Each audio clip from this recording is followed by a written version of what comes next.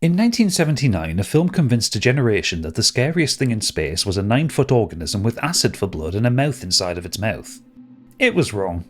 Because behind the perfect organism, in Alien, in Aliens, in fact in every film in this franchise, there's a logo. A company that saw the creature, saw what it does to the human chest cavity and thought, asset.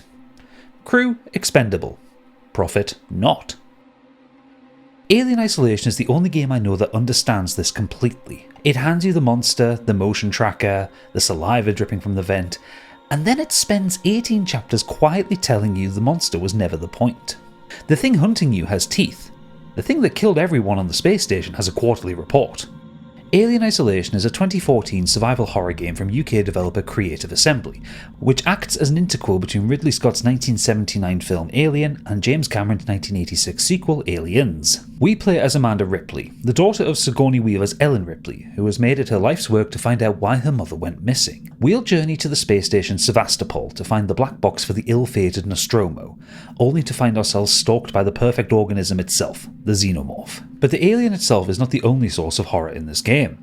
There's an altogether more sinister force at play as we try to survive on board the decaying space station. For this essay, I want to talk about a side of Alien Isolation I haven't seen many people bring up in articles and essays: the corporations running Sevastopol, and what their indifference to human life costs the people trapped there. Welcome to my narrative retrospective and analysis of Alien Isolation. Welcome to Sevastopol, where no one can hear you scream.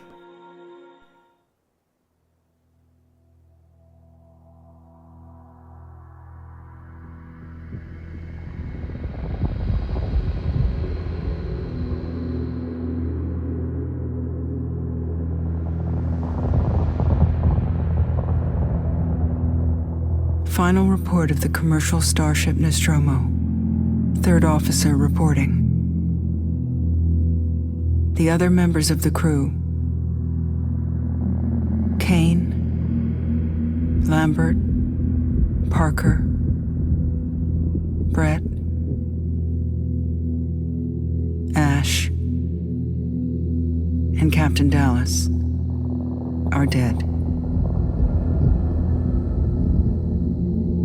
Cargo and ship destroyed. I should reach the frontier in about 6 weeks. With a little luck, the network will pick me up. This is Ripley, last survivor of the Nostromo, signing off.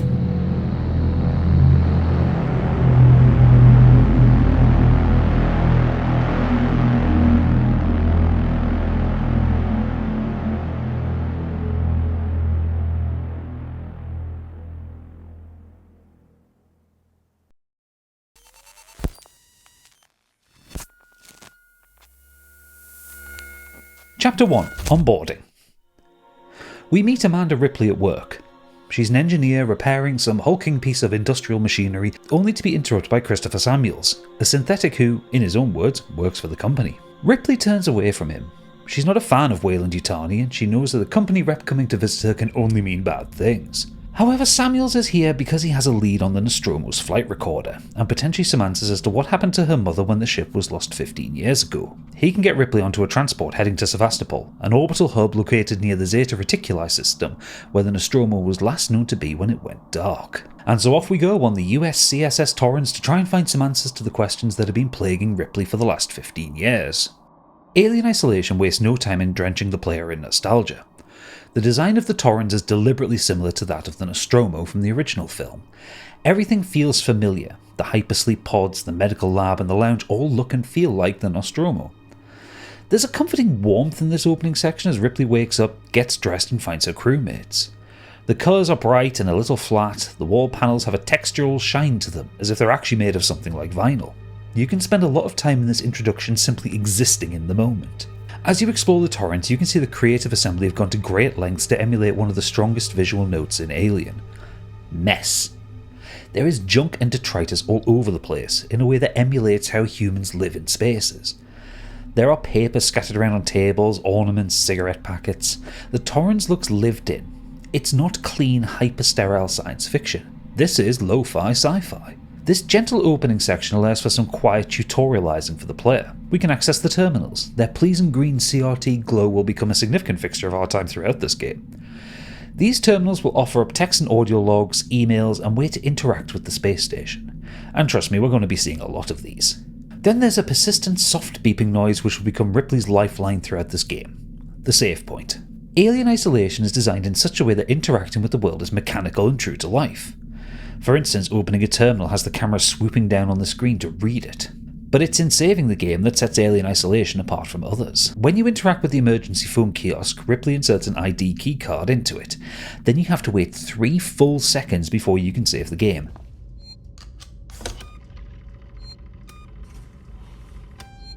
Three full seconds. In the safety of the torrents, that's a minor inconvenience, but when you're being hunted by the Xenomorph, that feels like a minor ice age.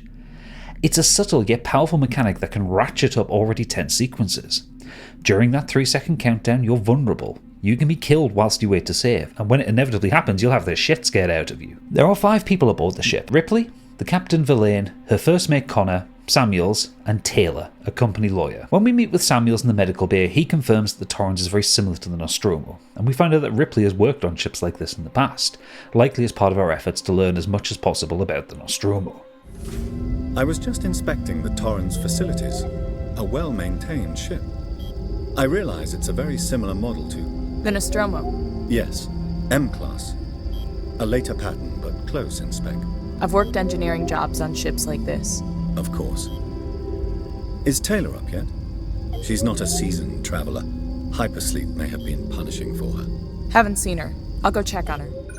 Taylor, a desk jockey by trade, isn't doing well with the hypersleep and faster-than-light travel.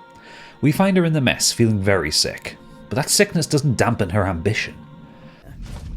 Sorry. I feel like death. I don't know how you people put up with hypersleep regularly. You get used to it. I don't do long haul very often.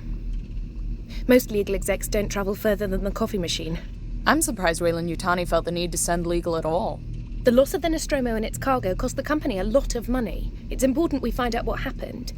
If I can close the case with a conclusive accident report, it'll look great with my superiors.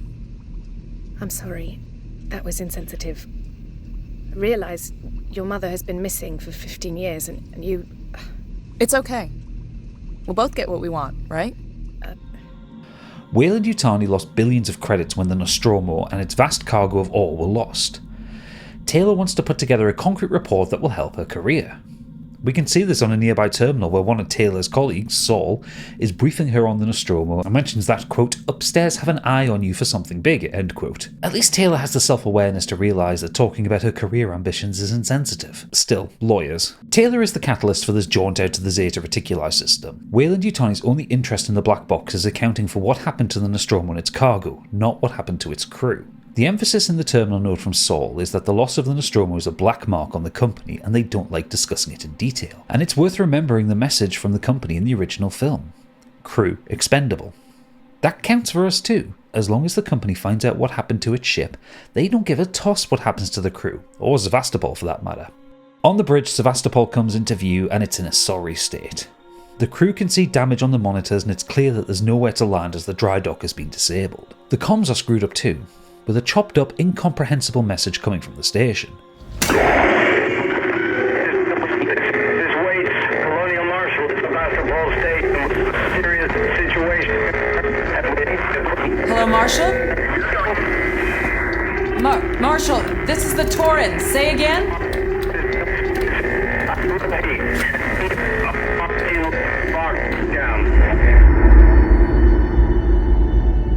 There's nothing for it. They're going to have to spacewalk over there, and it doesn't go well. The station's comms seem pretty screwed up, so I fitted Samuel's suit with a radio booster. I can only keep the Torrens in transit for 24 hours. You'll have heard from us by then. Safe trip.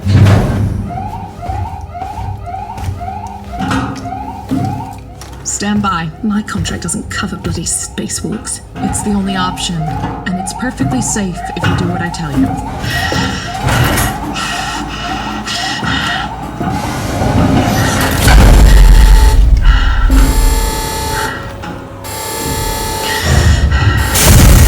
Depressurizer. Fuck. Hating this. Just shout that on me, Taylor. You too, Samuels. Affirmative.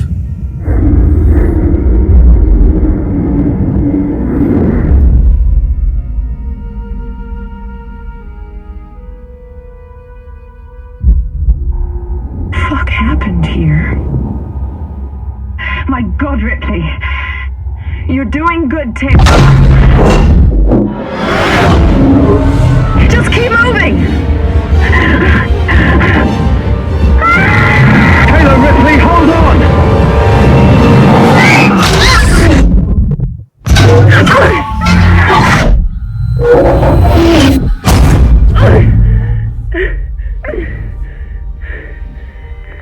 Samuels! Taylor! Respond! Anybody! Okay. Through blind luck, Ripley crashes against the station next to an airlock and makes her way inside, where she'll have to survive more than just a monster.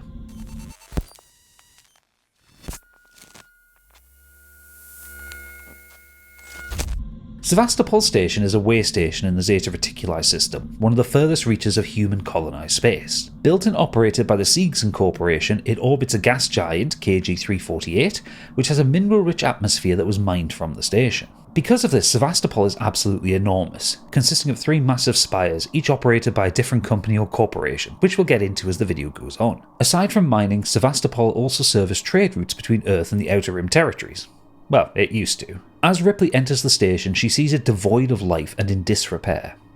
There are huge sections of floor missing, pipes that burst and fill the corridors with fire and smoke, as well as mess and graffiti covering the walls and floors.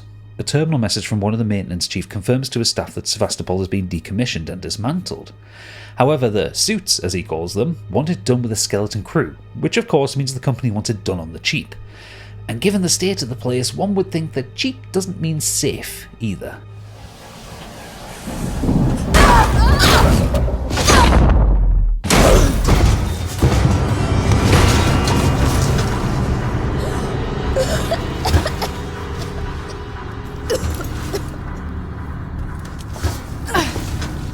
I told you it wasn't safe.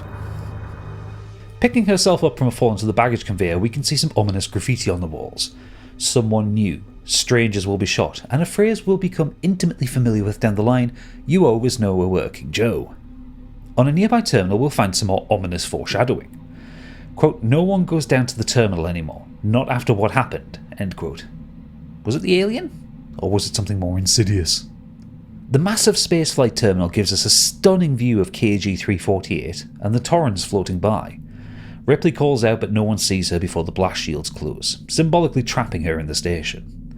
We're stuck here, we have to contact the Torrens. The spaceflight terminal concourse is full of restaurants, amusements, video terminals and shops, all closed, all defaced with graffiti and still not a soul to be found. In one of the restaurants we'll find an audio log from a journalist, Julia Jones. She was on Sevastopol leading up to and during the collapse of societal order, documenting everything for the news outfit she works for. She mentions rumours, discontent and what sounds like a violent skirmish, one we're about to see the results of after some vent traversal. The lead up to the terminal shows the results of a riot. Vents have been pulled from the ceiling, the travelators are destroyed and jammed with equipment and mess. Sparking cables hang from the ceiling. And then we reach baggage claim and we see it. Corpses and body bags. Dozens of them. This is why people don't go to the terminal anymore. This is what happened. The colonial marshals opened fire on the rioters. They're all dead, lined up in rows. Daubed on the wall nearby in red paint, fuck the marshals. It's a dreadful sight. Whilst we'll see plenty of death and destruction at the claws of the Xenomorph throughout this game, this is different. This is people turning on each other as society, law and order break down. Looking back at Julia Jones's report, people were scared, they wanted answers. In a side room locked behind a gate is the corpse of a man named Zachary Watson, who leaves an audio log saying something is on the station and the marshals are locking the place down, but not providing any answers. It's implied that poor Mr. Watson is the victim of the Xenomorph, owing to the blood in the vent above the room we find him in, and the fact that he's been killed while seemingly incarcerated. Watson is clutching onto a maintenance jack, which allows Ripley to open up the braces sealing the doors around the station. Unlocking the door out of baggage claim brings us into contact with our first survivor, and his revolver. Stay still. Okay. Now turn around.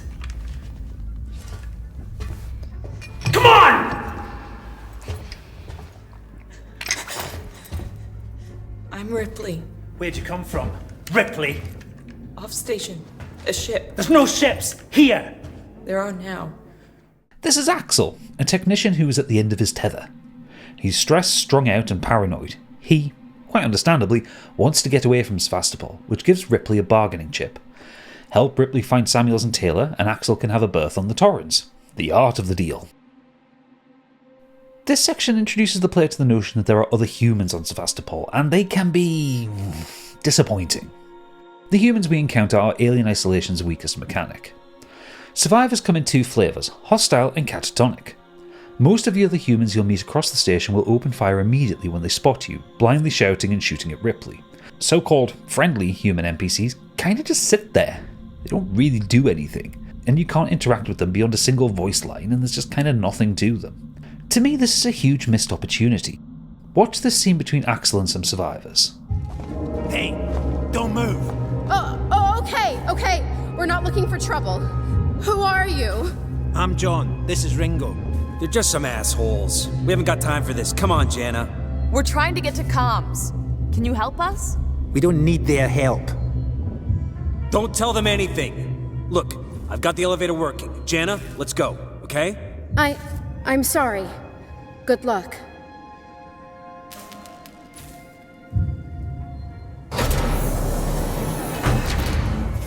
What the hell was that about? Why are you so damn aggressive? Everyone's running shit scared, keeping to their own. Safer that way. Imagine if we could do this, talking to other survivors to de-escalate or simply exist in an uncomfortable, suspicious tension with, or even flat out change their opinion of you and turn hostiles into friendlies. As they are, human encounters are little more than roadblocks, or bait for the Xenomorph to chomp on whilst you creep by. Thematically, the two states of human NPCs work.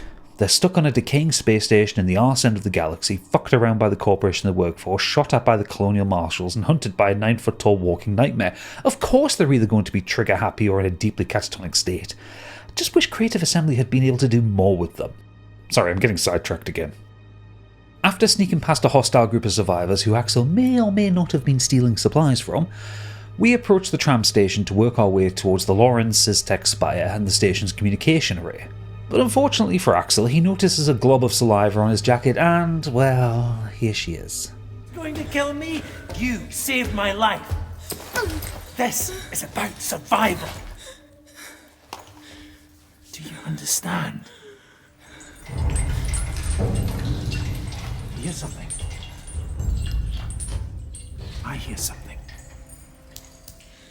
Axel? What have I got on me?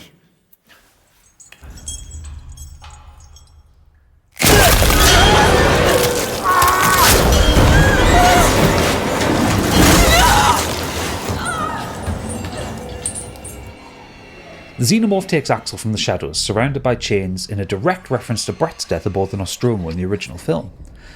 Ripley runs and hits the call button for the tram, and we're treated to the tensest 2 minutes in gaming. Alarms are ringing, smoke is obscuring Ripley's view, and we know something is out there, but the damn train is so slow in arriving! The gag here is that you actually have plenty of time to get on the train before anything bad happens. Although if you do make enough noise or wait too long, the Xenomorph will come and get you before the intended first reveal of the creature. Either way, it's unbearably tense on your first playthrough.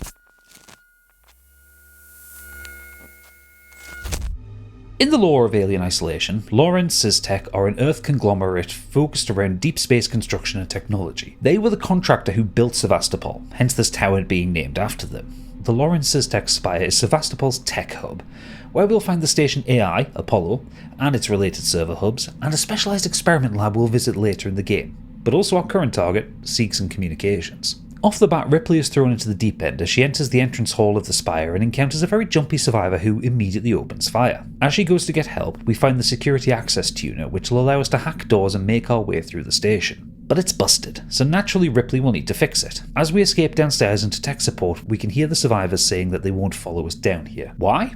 Well, we'll hear why. The hissing and thudding of something up in the vents.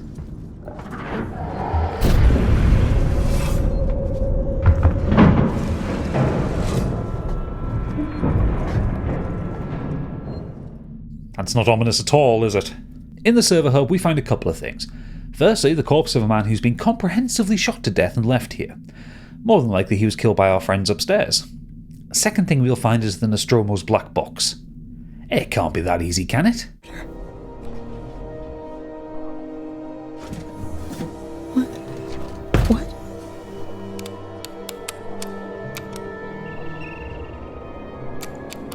No! God damn it!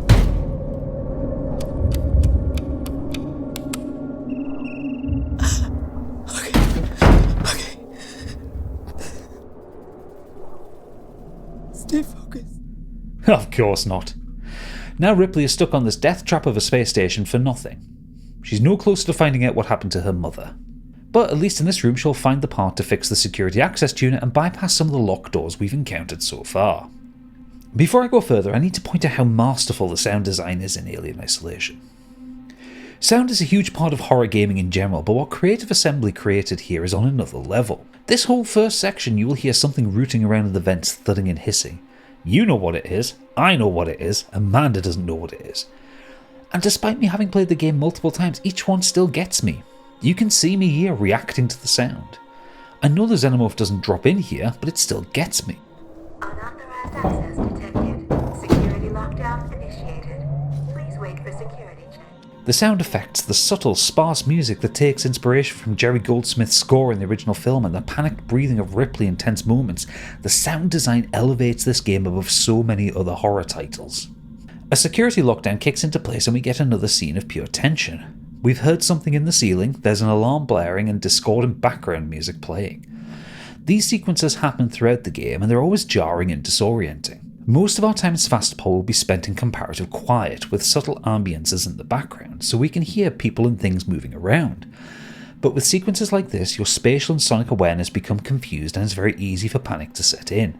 With the security access tuner fixed, we can get into a locked management office and listen to a recorded call from Chief Porter to Marshal Waits, reporting on the fact that the flight recorder was empty. He mentions that this was a priority job and they've likely broken corporate confidentiality agreements. So what does that mean?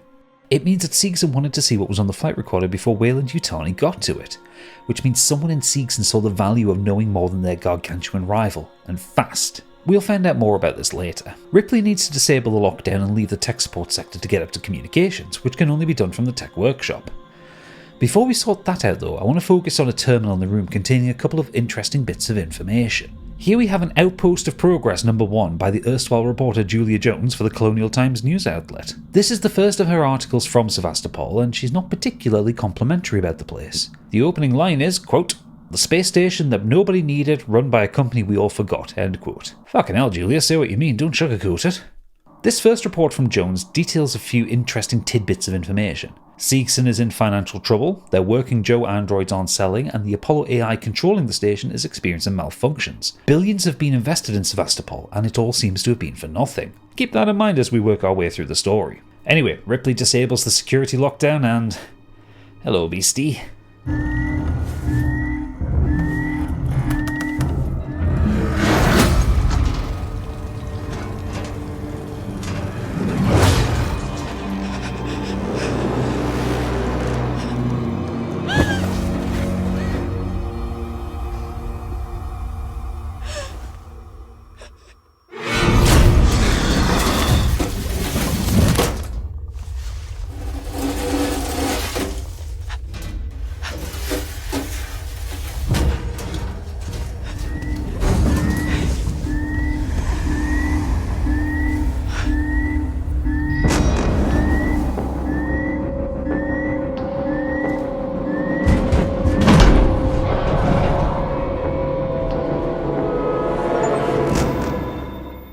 The Xenomorph arrives and now the game starts proper.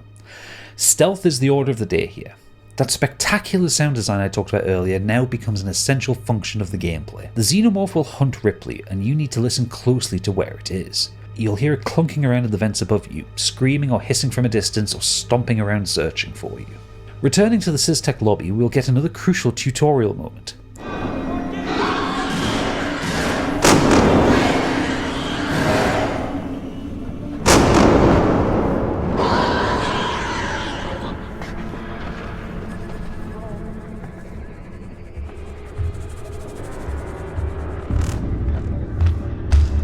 The Xenomorph isn't just interested in killing Ripley. It's the perfect predator. It will kill any human in its path. You can use this to your advantage later in the game when you encounter both humans and the Xenomorph in the same place. Sick the beast on the humans and escape while it's having a light snack. Well, if you're morally bankrupt enough to sacrifice another human to make progress. Once we've hacked into the elevator and made it up to the next floor, we'll meet one further antagonist for this game, the Working Joe. Everybody knows a Working Joe. The Working Joes are Seegson's contribution to the Android market. They're cheap, mass-produced artificial beings that can act as receptionists, maintenance staff, security, and a multitude of other simple jobs around the station. They're also fucking terrifying, with glowing blue eyes, uncanny sort of human appearance, and cold grey rubber skin. They're not a patch on the synthetics that Weyland-Yutani make that are almost indistinguishable from human beings. They also have this soft digital voice that just sets the hairs on the back of my neck up. Honestly, I genuinely find them creepier than the alien, and that's saying something. We're starting to get more references to the Apollo AI in this area too. First, we have this slightly disconcerting corporate BS Tannoy announcement about communications being routed through the Apollo system. Life moves fast, and it's easy to feel overwhelmed. Here at Seegson, we remember that the ultimate goal is clear communication, connecting people wherever they are. That's why all our communications are surfaced by local Apollo AI, centralizing all requests so that your important message doesn't get lost in the ether. And then we have a Working Joe saying Apollo has everything in hand. I need to get into comms control. It's urgent. That is a restricted area. It's an emergency. Don't you realize what's going on? Apollo has the situation in hand. Your registration is almost complete. Forget it. I'll find my own way in. Sevastopol has clearly been designed around this Apollo system, much like the Weyland-Yutani ships were designed to be run by the mother AI systems that we saw in the films. But because Seegson are a second or third tier corporation, they don't have the money to maintain a system like Apollo properly, which we'll start to see evidence of very soon. Right ahead we'll find one of the Alien franchise's most iconic tools, the motion tracker. That beep is going to haunt your nightmares as you work your way through this game, tracking the locations of the alien, Working Joes and hostile humans. But my god, it looks good, doesn't it? In the same room as the motion tracker is another terminal with a couple of press releases. The first is titled Our Manifesto, which is some corporate bollocks about Seegson promising that technological breakthroughs they make as a corporation are driving towards real-world application to help their staff's lives. Sure. The other log is more interesting. This is Tomorrow Together number 1, which goes into the history of Seegson. In 2034, faster-than-light travel was invented, and that put Seegson, then known as Seegson, into business proper. Originally, the company built components that facilitated FTL travel, reworking and innovating around Weyland-Corp's proprietary tech that they weren't sharing with the rest of humanity. Seegson, before they became Seegson, were this universe's equivalent of a fast follower. A company that lets a larger company spend money on research and development to bring a new technology to market, only to reverse engineer it and sell it for cheaper. Think of the way Xiaomi makes phones that cribs from Apple's design language, or the way that OnePlus used to take on Samsung. That's Seegson.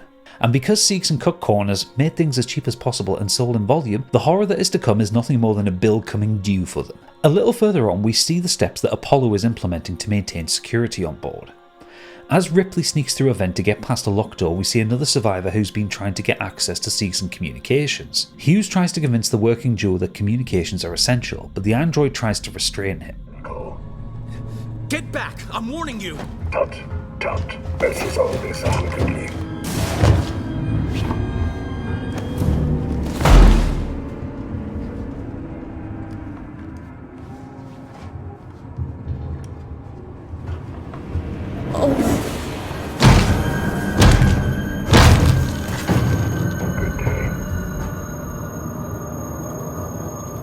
The message is clear. The Working Joes cannot be trusted, they're more dangerous than they appear, and they can shrug off bullet wounds. The good day the Joe gives to Hughes's corpse is just the icing on the cake. As the graffiti in the terminal said, "You always know a working Joe, and now we know what they're capable of." Working Joes are an interesting secondary antagonist for this game. Much like Star Trek's Borg, they're generally passive if you don't appear to be a threat or find yourself in a restricted area. The name, Working Joe, feels like a cruel joke from Seegson. On the one hand, it evokes the idea of a blue-collar, working-class guy doing an honest, hard day's work to earn a living. On the flip side, the androids are used to do menial tasks, as well as maintenance and mining around the space station, their existence inherently taking jobs away from actual working-class humans. And as they're controlled by the station AI, we'll find out later why they've all of a sudden become hostile to Ripley and the other humans on board.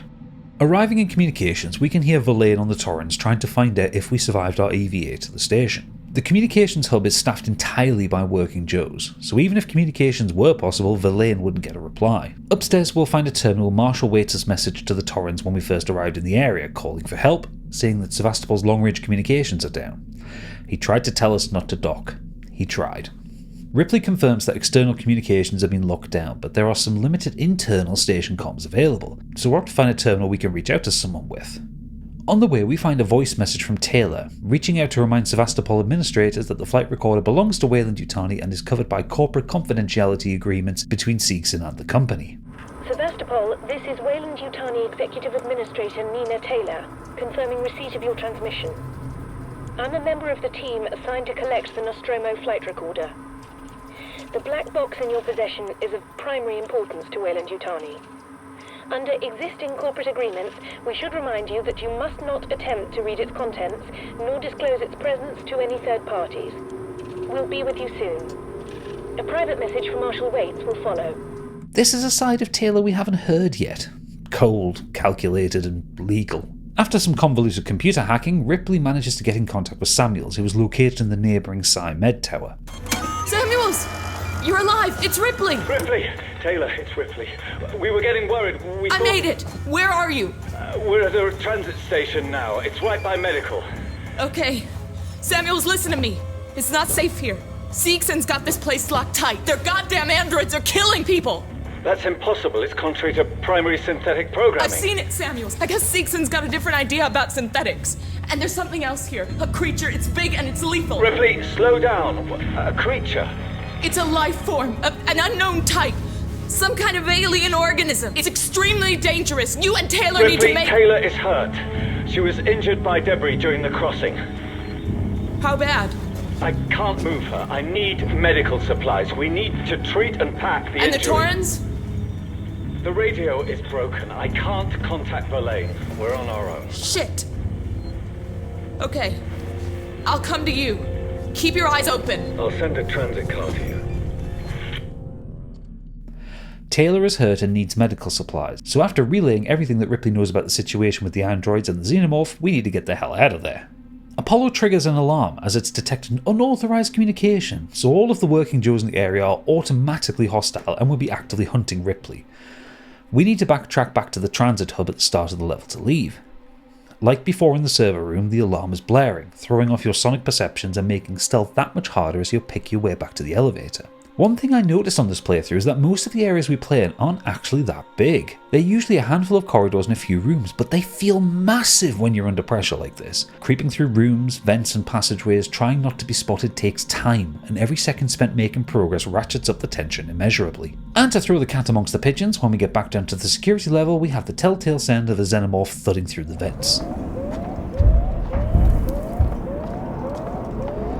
This is our first instance of having to deal with both the alien and the working Joes at the same time. You need to pay attention to all of your surroundings here and be very, very quiet. The Joes can be triggered very easily, but the alien is always listening and will react faster than you can. I also nearly got caught by the alien's most devious trick.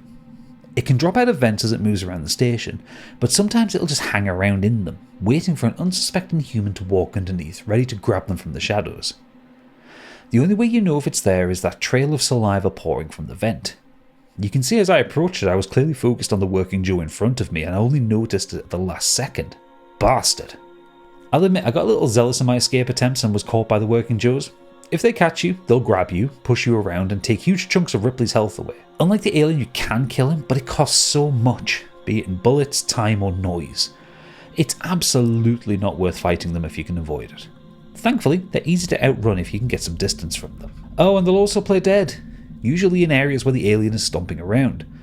When they grab you, it makes a lot of noise and can often end in you dying, either to the droid itself or to the Xenomorph. Double bastard! With our nerves thoroughly shredded, we make it back to the transit hub and we can head off to the Psymed Tower to link up with Samuels and Taylor.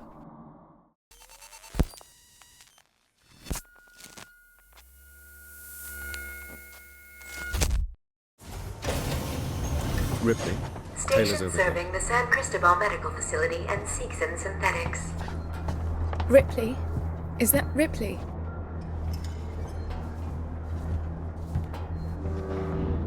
Try and rest, Taylor. How is she? She needs treatment. Medical's nearby, but I didn't want to leave her. I'll go and investigate. See what I can find. You stay with her. I'll try to repair the radio booster. What if this creature shows up? Hide. Unauthorized security breach detected. All transit shut down by order of Apollo.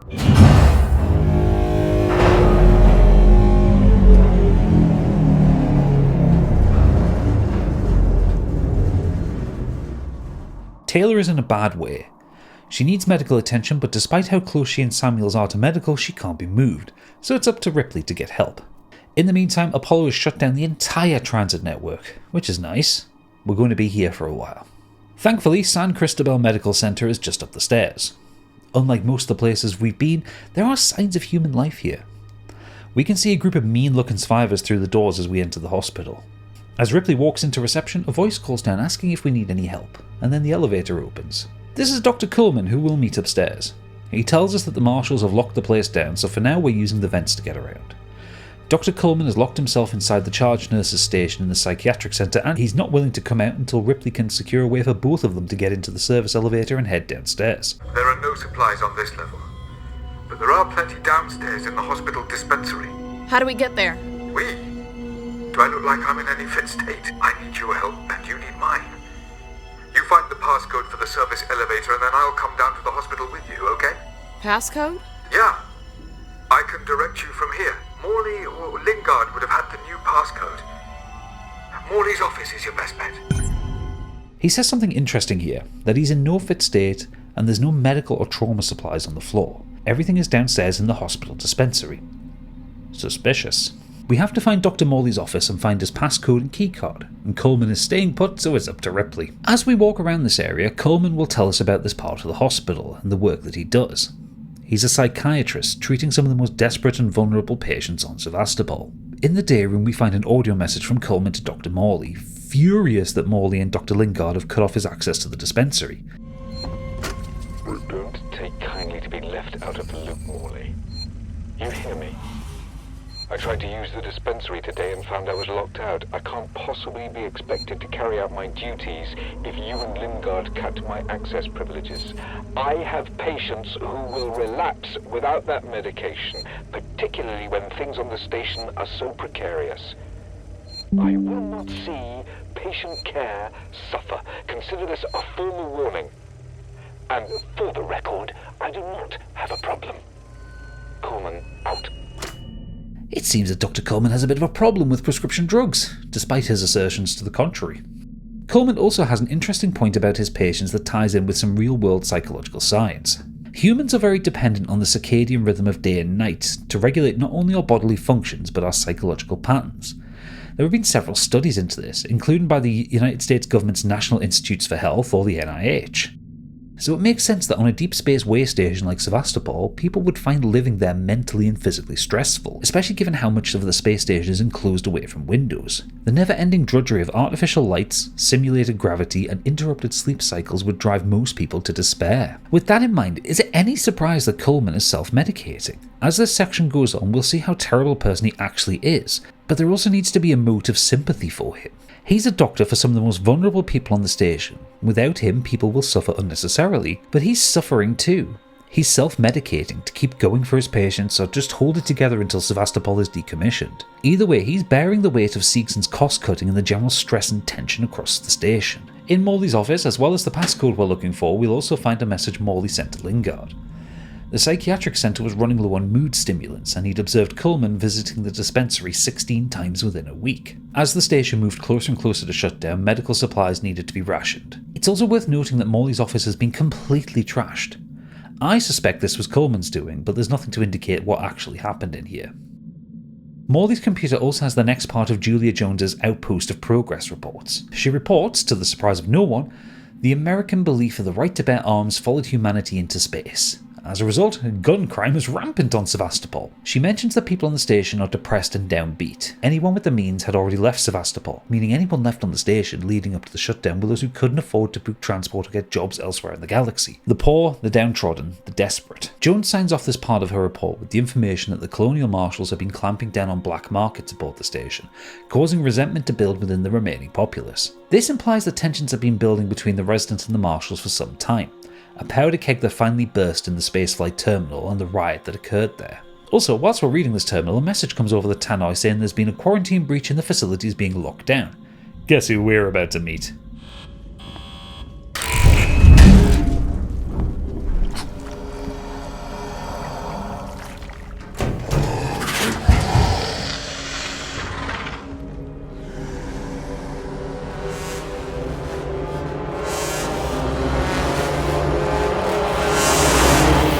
As it drops from the ventilation shaft right in front of us, we're confronted by our first proper area with the Xenomorph hunting us. Our previous encounters have been sort of semi-scripted, where the alien is there to spook the player and to show what it can do, but now it's untethered and coming for Ripley. This part of the hospital consists of a couple of loops we have to negotiate. The first is the circular corridors around the day room, moving from Morley's office to enter a code in the door and get to the next area. This is a genuinely terrifying sequence, especially on a first playthrough, one that really cements how scary this game can actually be. This is where the game teaches us how the alien hunts. It will patrol in a loop of the corridor, periodically heading into the day room or the side rooms if you unlock the doors. The background music swells and recedes depending on the proximity of the Xenomorph to the player, and the sound of its stomping feet are ever present. Thankfully, there are plenty of lockers and cupboards to hide in as you make your way around. Though be careful, this is also where most players learn that the alien can hear the sound of the motion tracker when you're hiding in a locker or under a desk. As a side note, if you played this on PS4 or Xbox One back in the day, there was a setting in the game to have the PS camera or the Kinect microphones be active, so if you made too much noise in your living room, the Xenomorph could react to it. Creative Assembly are a bunch of cruel bastards for even considering that. The Xenomorph's AI is genuinely an interesting piece of technology. Without getting too deep into it, the game is built with a dual AI. The first is the game director, which knows exactly where the player is at all times. The other is the creature AI, which is fed hints on the player's location by the game director, but is entirely reliant on the creature's senses to actually find Ripley. The director is designed to keep tension on the player, so if you've been safe for too long, it'll push the Xenomorph to your area. Conversely, if you've been harassed by the Xenomorph for an extended amount of time without it catching you, the director will send the creature somewhere else to relieve the tension for a little bit. The director AI also passively learns from your actions. If you, say, hide in every single locker you see, then the director will push the Xenomorph towards lockers more. This is why some of the distraction tools Ripley can craft become less effective over time. If you use a single tool too much, the Xenomorph can effectively learn to ignore it, which is fucking terrifying. I'm by no means an expert on video game AI, but I'd really recommend this in-depth video from AI in games on alien isolation. It's a fascinating piece of work. The second loop we have to navigate is the patient wards, where we'll find Morley's keycard on what's left of his body. Grim. When Ripley returns to the nurse's station, she quite rightly gives Coleman a piece of her mind. Damn you, Coleman! You knew that thing was here! Now that's unfair. I thought it might be there. There's a difference. Now, the passcode. 1702, okay? Now let's get down to the dispensary. Of course. A promise is a promise. I'm sorry for putting you through this. I'm going to step into the other room to punch the code in and prime the elevator. Then we can use the keycard to take the elevator down. The fact that he had any inkling whatsoever that the Xenomorph was in the area before he sent Ripley to look for the keycard confirms his status as a grade A arsehole. But then in one of my favourite moments in the game, Coleman gets his comeuppance. There. I'll collect my things and we can leave.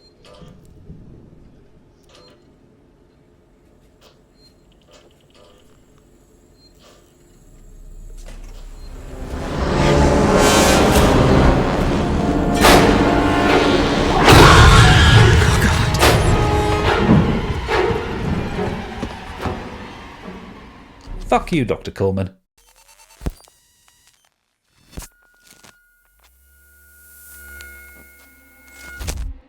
Now that we've had our first proper section being hunted by the Xenomorph, it's time to escalate. We start off in the morgue. Well, hastily fashioned morgue. So there's been so many deaths on the station that the 2 cold rooms are full, so body bags litter the hallways of this area, whilst we're tormented by the sound of the Xenomorph moving around in the vents above us. In environmental control, we're given our first hint as to how the Xenomorph found its way to the station. Dr. Lingard sent a message to the morgue tech Frank, mentioning that she has a body that's part of the Marshall investigation, a woman in her 30s, with a chest wound. On this particular playthrough, the alien didn't bother me in the morgue, but I died so many times in the sequence on my original run because the blasted creature wouldn't leave me alone. This time though it stayed in the vents.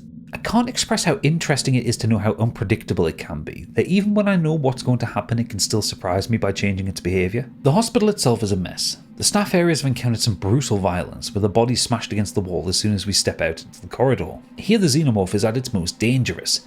These corridors are tight, with very few places to hide from it. Any noise you make will attract it, and if that happens, you're already dead. Thankfully, Lingard's office isn't far away, just a hop, skip and an undignified scramble under the desk to find some relative safety. On her terminal we find a note from Morley saying that the dispensary is empty and he's evacuated as many patients as he can. It seems like he was almost evacuated, and had he not returned to the psychiatric ward he'd have probably made it off the station. Poor guy. We also find the death certificate of one Foster C. Keep her in mind for later. And lastly there's a video message from Lingard.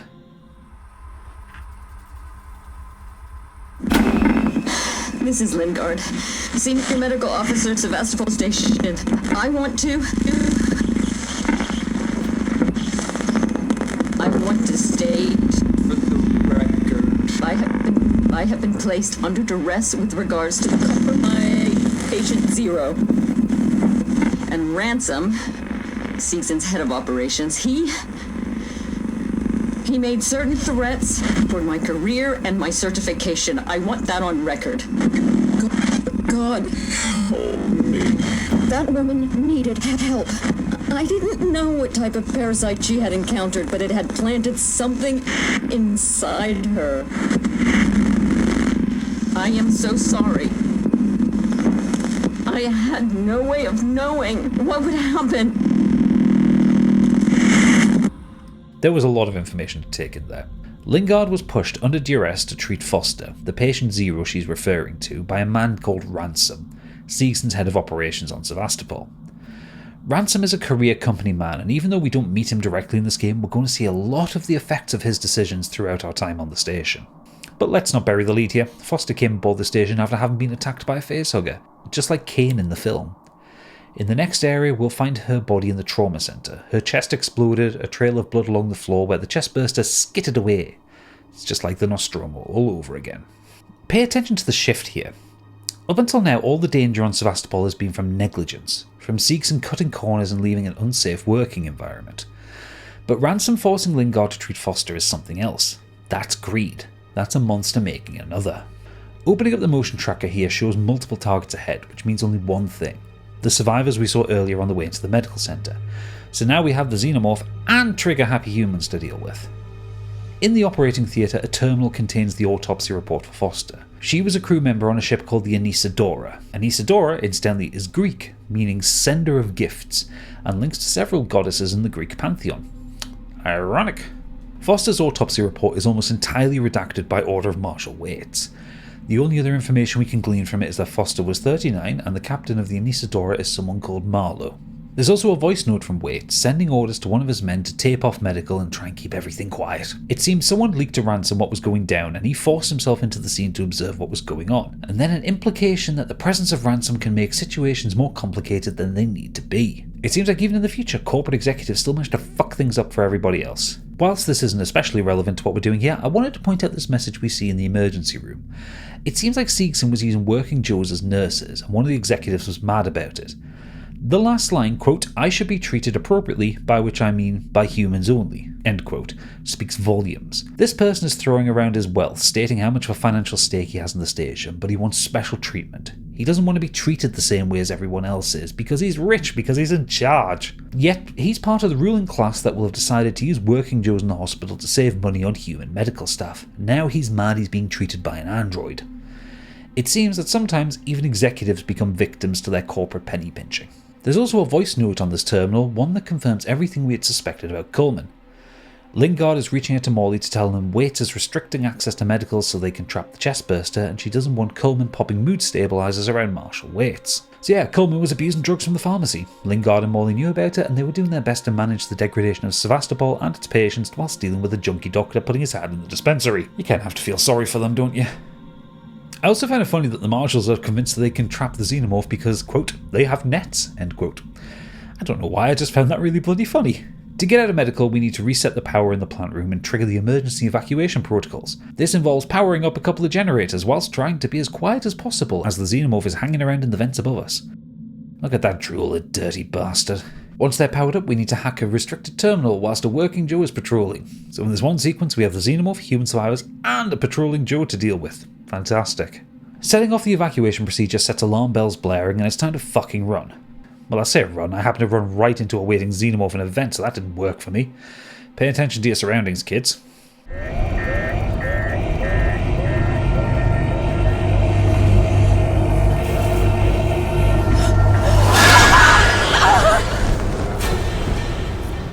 When you reach the entrance, the Xenomorph will catch up to you and, well...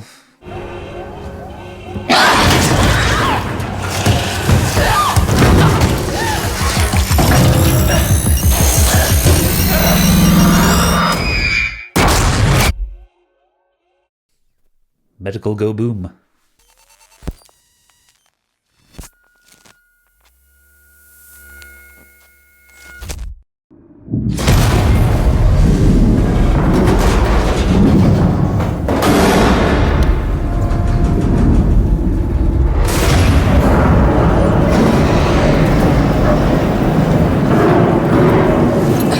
And a big boom it was.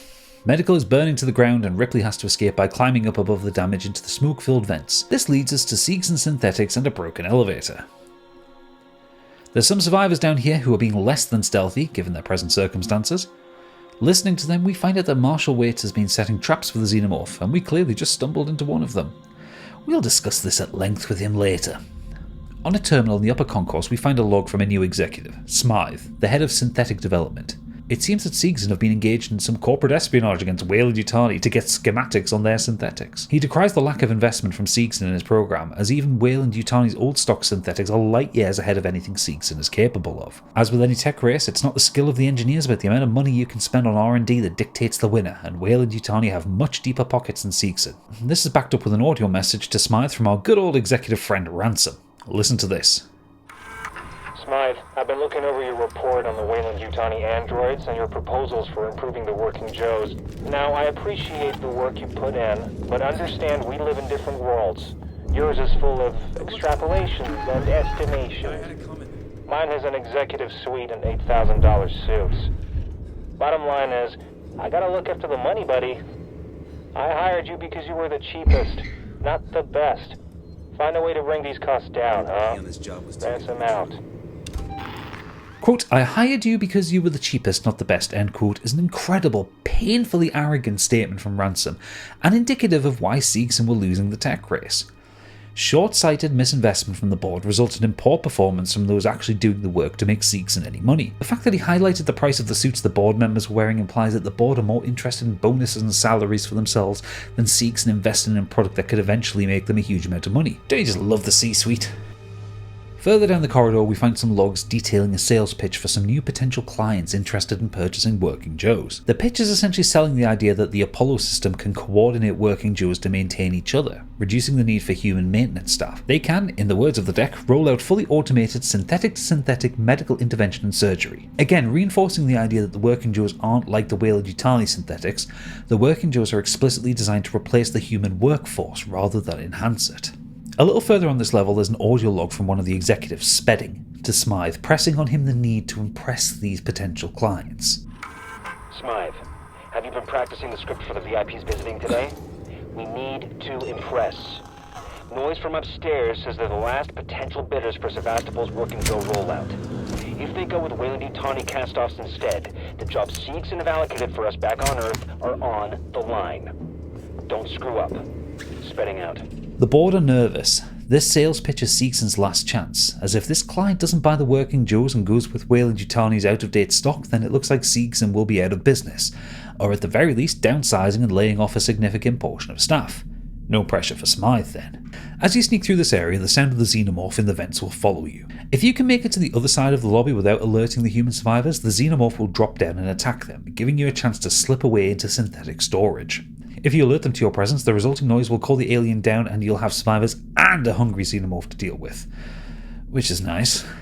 The centerpiece of this level is probably the most strangely uncomfortable part of the entire game. We need to get apart from the warehouse to repair the elevator and make it back to the transit station, but there's nothing to tell us where in the warehouse that part is, so we have to make use of a working Joe. No, really, we have to activate a requisitioned Joe who will take us into the warehouse and point us in the direction of the part. As a quick aside, this poster in one of the offices always makes me giggle. A little girl with a Seegson balloon holding the hand of a completely impassive working Joe. There's adverts like this all around Sevastopol, but this one in particular always caught my attention. It's just so surreal. The logline of, quote, the artificial person you can recognise and trust, end quote, is deliciously ironic. Honestly, I could do a whole video talking about the flavour text and posters around the station. It's also spectacularly well done. Oh, for God's sakes, I'm getting sidetracked again. A terminal in the office with the poster has a message that shows that Spedding fired Smythe, so we can assume the sales pitch didn't go well. I really like the fact that Smythe tells Spedding off, telling him that, quote, it's been pure hell working for you, end quote. That same terminal has a voice message from Spedding to Smythe confirming that Smythe didn't close the deal. Smythe, it's Spedding. You knew full well that these guys were the last bidders for Sevastopol's Apollo system, and you totally fucked the android presentation. They're not interested. So no bonus for me, no half share for you, and God only knows what it means for the suits upstairs. That's got me pissed. But you know what's getting me even more pissed?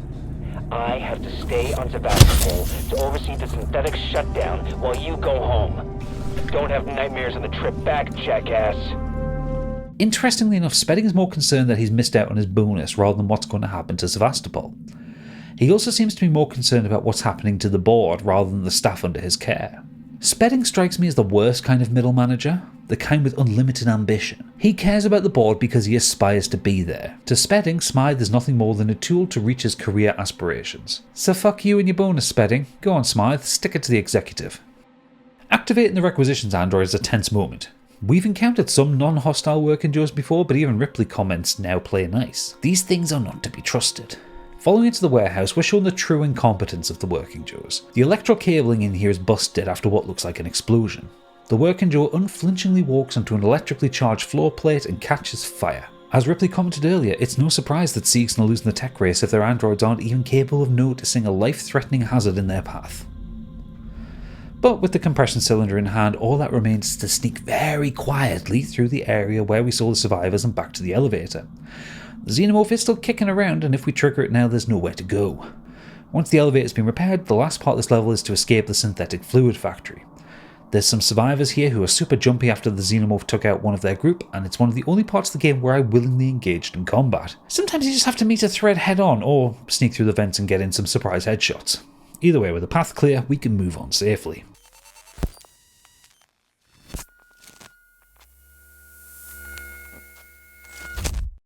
When Ripley returns to the transit station, Samuels is already in a pitched argument with Marshal Waits. I sent you a clear directive not to land on station. I told you we didn't hear your message. We understood you would be... Hey! Identify yourself. Ripley, from the Torrens. Relax, kid. What the hell is going on here, Marshal? Where's the security forces? You're looking at them. I've seen the creature. What is it? I don't know. Something brought here by Marlowe, the captain of the Isadora. The ship that found the flight recorder. Is there anywhere safe left on this station? That creature's running around and the Seegson synthetics are less than friendly. Goddamn androids. Ripley? Taylor needs attention. Medical's a no-go. We can't take her there. We have a basic life support unit back at HQ. Then let's go! We need the transit to get to HQ, but it's down. Transit control is upstairs. Samuels says you're an engineer. Go make yourself useful, seeing as you screwed up the trap. Okay, so the plan now is to get the transit system up and running so we can all head back to the Marshal's HQ. And of course, Ripley is the engineer here, so it's up to us to get everything up and running. Not even an offer of an escort from the Colonial Marshals either. Rude. Waits and Ricardo are the only marshals left on the station. All law and order appears to have gone out the window, but the Marshal Bureau is supposedly safe. Waits mentions that the creature came aboard from the Anesidora, confirming what we already know about Foster and Marlowe. The Transit Authority Office reinforces what I said before about alien isolation suffering from the binary behaviour of the survivors. This area has a human survivor who has trapped a working Joe in a side room. When we try to interact with one of the computers, he walks out to find out what's going on. If he spots Ripley, he'll immediately open fire on us. This would have been a fantastic moment to have a tense showdown between Ripley and the survivor, to try and convince him to lower his weapon and help us reactivate the network. Alas, it wasn't meant to be. Once the transit system is activated, we gain Ripley's next tool, the plasma cutter. This will allow us to cut through emergency vent seals and other panels around the station, unlocking a huge amount of avenues for us to backtrack through. From a practical standpoint, sealing off vents seems slightly counterintuitive in an emergency, but it does make for some tense gameplay. With the transit system activated, we can head to the third spire, Solomon Habitations. So far, Ripley has been navigating through primarily industrial or functional spaces, places designed for function rather than form. As soon as we step out into Solomon Habitations, we can see that this is where the vast majority of Sevastopol's population lived. There appears to have been an effort made to make this place seem relatively pleasant to live in. If you ignore the "fuck the Marshals" graffiti, you'll notice that the corridors are significantly wider than anywhere we've been so far. We'll see more of Solomon Habitations later. For now, we need to talk to Waits. How's Taylor? Stable. Should be walking soon enough. Samuels is with her now. Okay. You managed to get transit up and running, so I guess we're even. Where's Ricardo? Prepping our next move. Look, I'm busy. I've got Marlowe in the cells, the lowlife who showed up with your flight recorder. Where's Marlowe's ship? The Anesidora. He put it in a parking orbit around the gas giant. Son of a bitch won't give us the command codes to let us bring it in on auto. Maybe you can get more out of the unhelpful bastard. Go talk to him. So to quickly recap, Taylor is stable and being watched by Samuels, Waits is a standoffish dick, and he's got the captain of the Anesidora, Marlowe, in custody. Time to ask a few questions. Marlowe? Who wants to know? My name's Ripley. I'm with the company. Here for your empty box already? You guys are keen, I'll give you that. I'm here for personal reasons. My mother was on the Nostromo when it went missing 15 years ago. You serious? Shit. Well. Shit. We never found her ship, Ripley. Just the recorder. But you sure as hell found something else. What happened out there? I need a way out of here, Ripley. Maybe we can make a deal. Just start talking. I want to know everything. As a lifelong fan of Alien, this next sequence is probably my favourite in the game. Ripley asks Marlowe what he found, so we get a flashback to the sequence where we play as Marlowe exploring LV-426. Yes, the LV-426 from the original film. The Anesidora picked up the same distress call the Nostromo did 15 years earlier, and as per Weyland-Yutani protocol, they went to investigate. The whole sequence harkens back to the original movie. The sound of the wind, the storms on the planet, the sound of the spacesuit life support systems, it's all perfect. And then we see it, the derelict, just as it was in Ridley Scott's seminal film. It's fucking glorious. And even better, we get to go inside. We get to see the space jockey as the crew from the Anesidora take their time to investigate and try to understand what they're seeing. My God. Holy shit. Careful with what you touch. I don't want anything damaged. It's amazing. How old must this be? What is it? A cockpit? And make this a ship? Ha ha! I think we found our payload. Hey, quiet! What? You think we're gonna wake him? Hey, sorry, pal. Can it? We're wasting time. Have a look around. The zipline gear from the Nostromo is still in place, giving Marlowe and his crew easy access down to the nursery. I'm just going to let the cutscene play out. Enjoy.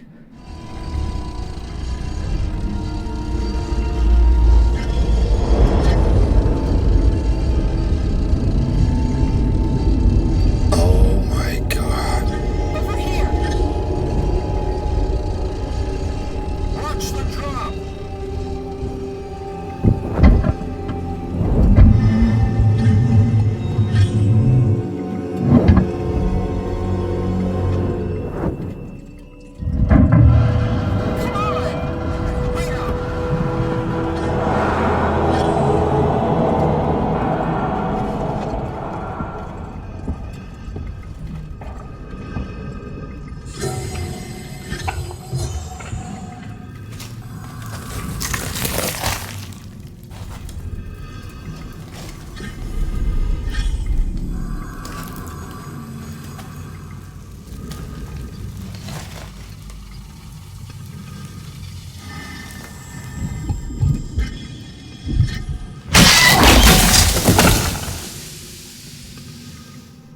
Oh, fuck me, Creative Assembly got this so right. So now we know how the Xenomorph made it aboard Sevastopol. Foster was caught by the facehugger and impregnated, she was brought aboard the station, and, like in the film, appropriate quarantine procedures were ignored, resulting in death and destruction. Marlowe wants out of the cell, but Ripley isn't giving that to him. Ricardo has a bead on the Xenomorph in the Syztech spire, and he's generously given Ripley a flamethrower, which is always helpful. Time for us to trap a monster.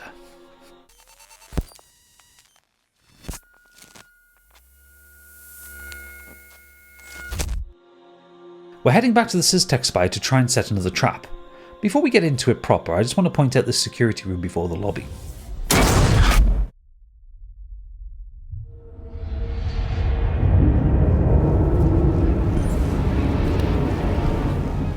I didn't trigger that explosion on any of my previous playthroughs, and that scared the ever-living shit out of me. Well played, Creative Assembly, well played. As a side thought as well, Ripley has to manually trigger the fire suppression system in this room, rather than it activating as soon as the fire started. Waits gives an explanation for this. The station decommissioning has meant nothing is being maintained on Sevastopol anymore, which would appear to include the fire suppression systems. The longer you're on Sevastopol, the deadlier it gets. Continuing down to the server room, the plan is simple. The entire spire can be locked down remotely, including vents and doors. We're going to lure the Xenomorph into the server hub and effectively build a cage for it, locking it away permanently. Effectively, it looks like Ripley's going to be the bait for the trap. Then Ricardo is going to lock the whole place down for us. I can see absolutely no way this can go wrong. None at all. In the tech support reception, this terminal has some interesting messages on it. The first has a tech complaining the higher-ups on the station, in this case one of the accountants, are still putting in pointless tech support requests despite the station decommission order. It looks to me like the corporate side of the company is still expecting everything to run as before, despite the workers staring down the barrel of unemployment. We also get the next Julia Jones article, subtitled An Uncertain Future.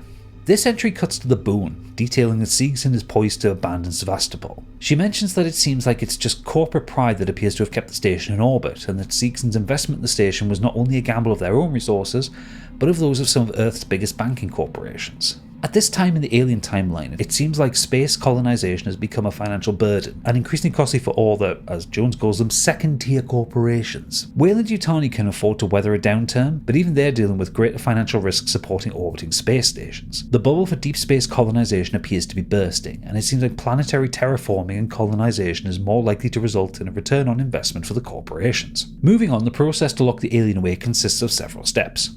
Firstly, we need to manually seal off all of the stairwell doors, then the supply storage, and then finally the server hub reception. During all of this, we'll have the Xenomorph clanging about in the vents and working duos milling about getting in the way. The stairwell shows evidence of survivors camping out there. There are blocked off doors, bedrolls, and even a few home comforts scattered around. At the top of the stairwell there's a terminal, which I think, though I may be wrong, is our first log of a person encountering the Xenomorph proper. It details the alien attacking and eviscerating the survivors' friends and then taking someone called Emma. The end of the log is heartbreaking. Quote, I let it take her, but I'm going to find her. If you find this, arm yourself, end quote. What fear must this person have felt in that moment? Completely helpless in the face of a monster, unable to save their friends. Then there's another note, presumably from earlier on, talking about tech support being largely looted, but the author is going to try and get a security access tuner, like the one we found on the survivors at the start of the game. In my head, I think that first note about the alien attack was the attack we saw earlier on as we made our way to Seegson Communications. Reading the fear in these messages recontextualizes some of the hostile survivors we've encountered throughout the game so far. They're scared. They're stuck alone in small groups on a dying station with a terrifying creature hunting them and no way to protect themselves. Wouldn't you be twitchy and trigger happy too? One by one, Ripley locks off access out of the stairwell. With each set of doors that lock, the sound of the alien in the vents gets louder and closer. It's so fucking tense. In the server hub reception, we can unlock a hidden message on the terminal from our favourite Seegson executive, Ransom, to the head of IT, Hughes. Hughes, it's Ransom. I just got your query. Yes, I have been in our transmission relay archive and I've done some decrypting. I'm looking for crew logs that passed through Sevastopol a while ago. I know you're concerned, but it's ancient history. There's just some stuff I need to know. A routine company transmission packet sent from the edge of Thetis before a ship started its trip home. Nothing that's gonna break anything. Still, no one else needs to know about it, right? If you talk, well, there'll be consequences. I mean, there's plenty Marie doesn't know, right? Do them decoding and let me know when they're done. We can keep this civil. Ransom had been doing some digging and decrypting, looking for crew logs coming through Sevastopol. In particular, he's interested in a routine company transmission packet sent from the edge of Thetis before a ship started its trip home. Now, where have we heard that before? Oh yes, the Nostromo. Ransom is digging into the Nostromo and he wants to keep it on the down low, to the point where he threatens Hughes if he reports what Ransom is doing. The line, quote, "I mean there's plenty Marie doesn't know, right?" end quote, says it all. Ransom has dirt on people and he's ready to expose them to their loved ones if they get in his way. His greed, his ambition, it stops for no one. He's not even an aberration in this universe. A man who'll threaten a colleague's marriage for the sake of a bonus is exactly who rises to power here. At this point, we're already starting to get a clearer picture of Ransom as an entity. We're only halfway through the game, but he's already pushed Hughes to break corporate confidentiality with the flight recorder. He's digging into the Nostromo, he's threatening staff, he's inserted himself into the autopsy of Foster, and he has an unhealthy interest in the Xenomorph. By this point in the game, you should be suspecting him of being like any other corporate suit in the universe. He wants to sell access to the Xenomorph, or trap it and examine it, or weaponize it. Whatever his plans, he sees money in this deadly turn of events. He sees power. Locking down the server hub door has trapped the Xenomorph in here with us. Now we need to shrink the cage down one more time by leading it into the server farm. This whole sequence is tense as hell. The alien is never far away from us. There are several working Joes patrolling the area, at least one of which is automatically hostile to Ripley. Ricardo has it set up so we trigger a shutdown from within the server farm and then book it out of there so Ricardo can snap the trap shut and lock the Xenomorph in place. The server farm itself is a stark, cold place. Toppled server racks make navigating under pressure difficult, the sound of busted servers screws with your spatial perception, and everywhere you go in here you can hear the thump thump thump of the Xenomorph looking for you. It's far more active in this area, which makes sense as you've trapped it in here with you. Take it slow, be fucking quiet. Once you spring the trap, it all goes wrong. The exit that Ricardo had set up doesn't work. We're trapped in here with the Xenomorph with very few places to hide. As soon as Ricardo manages to open the door, you'd expect that you'd need to run. Don't.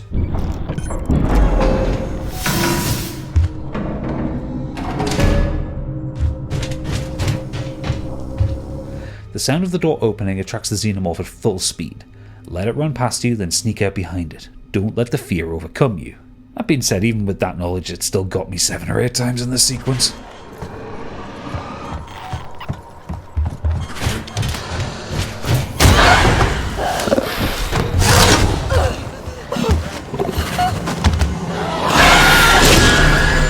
The trap has failed. Ricardo had to let Ripley out and it's time to fucking run for our lives. Time for plan B.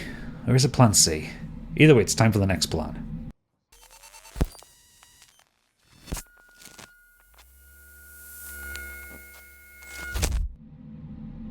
Waits' next plan is simple on the surface.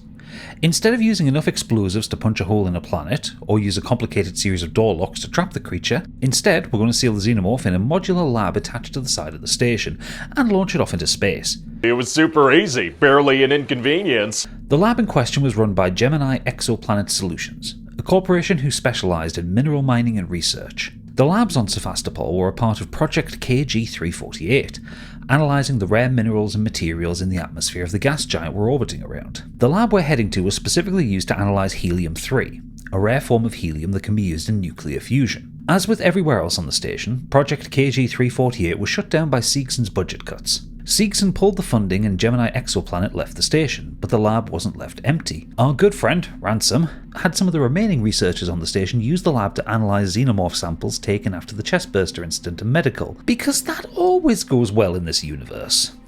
Before we can get to the modular lab, we need to work through Gemini Exoplanet Solutions' area in Sevastopol itself.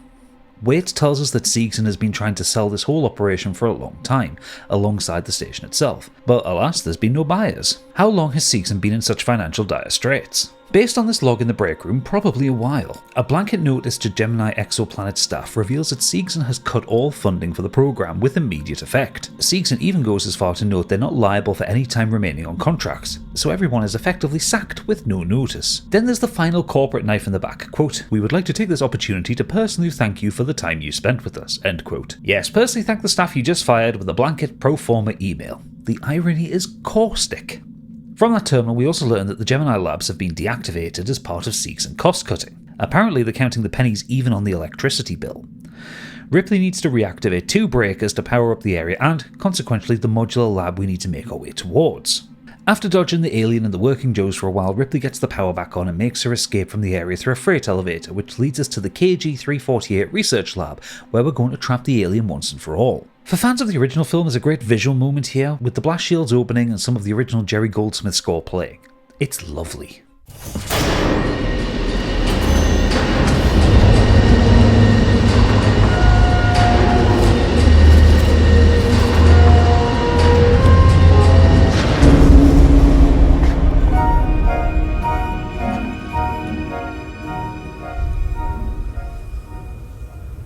Now that Gemini is up and running, Ripley needs to bring power back to the KG-348 lab so it can reconnect with the main station systems and Waits can remotely decouple it from Sevastopol. I don't know what the fuck happened down here, but as soon as we walk in we can see a torn in half working Joe, and that's never a good sign. The KG-348 lab is a large loop with 2 labs set back to back from each other. To move between each one you have to cross the entire circumference of the area, which makes no spatial sense, but it's set up really well for a horror game where you need to avoid a monster. There's also something about the design of this lab that I've only really noticed when I've been reviewing my footage to write this script. Look at the walls, the piping, the tubing. It's all very Geiger. It reminds me of the derelict, of the design of the xenomorphs themselves. It's not something I've ever spotted before, but this area has always given me the creeps more than most areas in Sevastopol. That could be why. Reactivating the power means 2 things. First, Ripley needs to reconnect the lab to Sevastopol, and secondly, the xenomorph arrives. Remember, this is the lab where Ransom has been doing some off-the-books analysis of the xenomorph samples taken from Foster, so despite the disrepair of this place, this lab has been used relatively recently. And then we're into another alert phase. Connecting back to Sevastopol sets the containment alarms off because, shock horror, there's a fucking alien in here. Ripley sprints to the exit only for Waits to seal the doors and jettison the lab.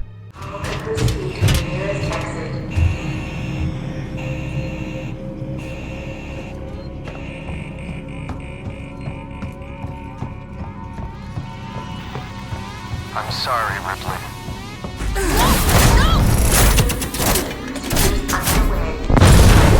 Do this to me!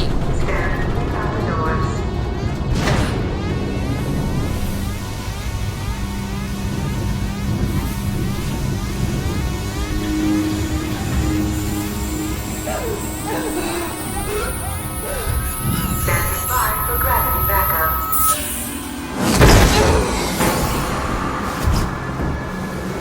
Fuck you, Waits. Right, let's take stock of things. We're trapped in a small lab, tumbling away from Sevastopol at high speeds with our alien stalker milling about. Yeah, we're fucked. The only way out is through the airlock, which takes a full 45 seconds to pressurise, otherwise known as a goddamned eternity. Once the airlock is pressurised, the xenomorph is hyper-aggressive. You have to scare it off with the flamethrower, or send it chasing after a noisemaker to stand a chance of sprinting at the door. Then you have to contend with a working Joe playing dead by the airlock too. I swear this game has taken years off my life. Once Ripley's in the airlock, she suits up and blows the door, taking her second spacewalk of the day and the second time she's crashed into a space station. But at least the xenomorph is gone. It is gone, right?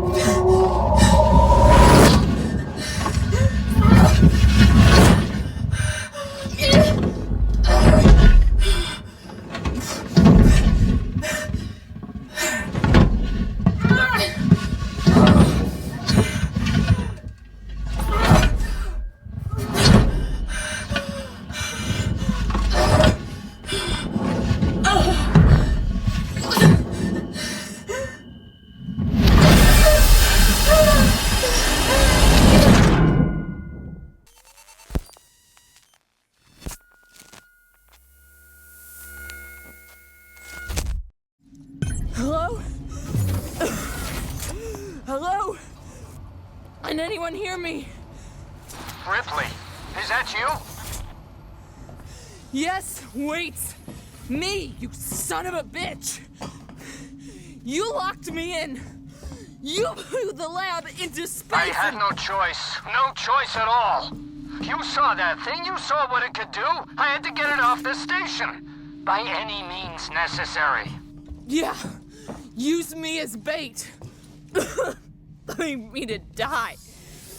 And it goddamn worked, Ripley. It goddamn worked. I got that thing. Jettisoned it into the gas giant. The station's safe. There's that. And there's the fact that you're a heartless bastard. I'm heading back to the Bureau. We can discuss your methods there. Ripley out. Go on, Ripley, give Waits hell. Right, now that we're done with that, everybody take a breath.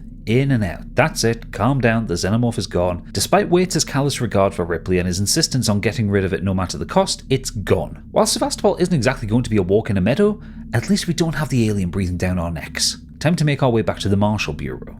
Ripley's crash landing has brought her back to the spaceflight terminal, so we've effectively done an entire lap of Sevastopol so far. However, this time we have more tools, like the plasma cutter and the security access tuner, allowing us to get into some of the previously locked doors we saw at the beginning of the game. After some casual hoovering up of anything that isn't nailed down, we can head towards the Solomon habitation spire again, although not before picking up a shotgun.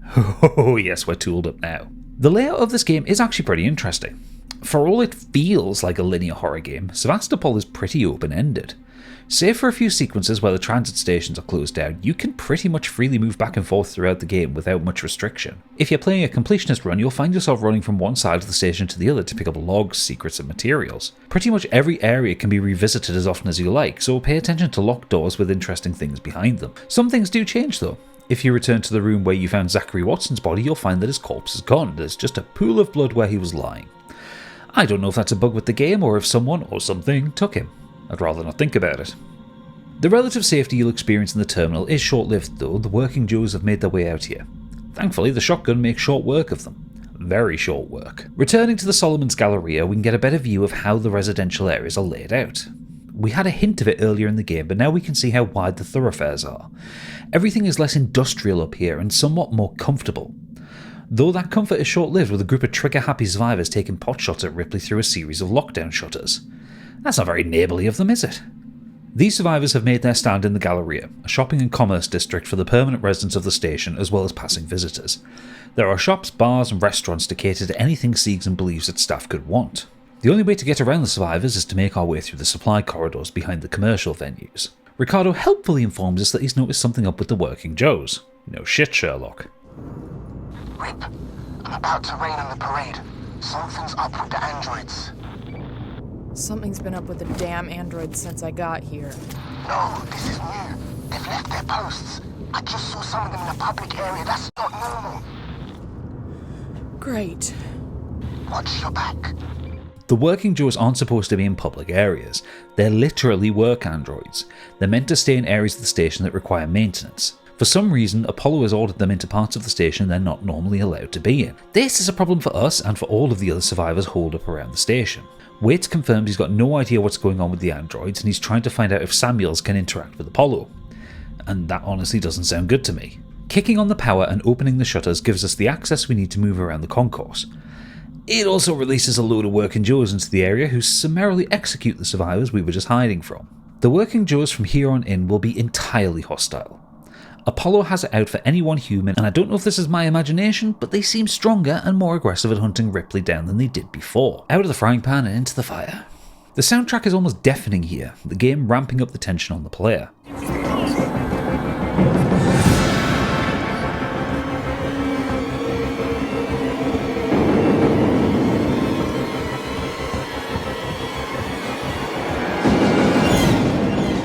The working Joes have always been creepy, but now they're actively frightening. They will follow you from room to room slowly, menacingly. Their dispassionate call of "I will catch you" becomes ever more terrifying as they come for us in groups now. Waits confirms that they're hunting people. As we approach the emergency shutters, we hear Waits meet a grisly end at the hands of the androids. Wait, I've got some security shutters in my way. Can you open them? Waits. You bastards, you murdering bastards! Leave him alone! Stand down! You shouldn't be here. You're becoming hysterical. You bastards!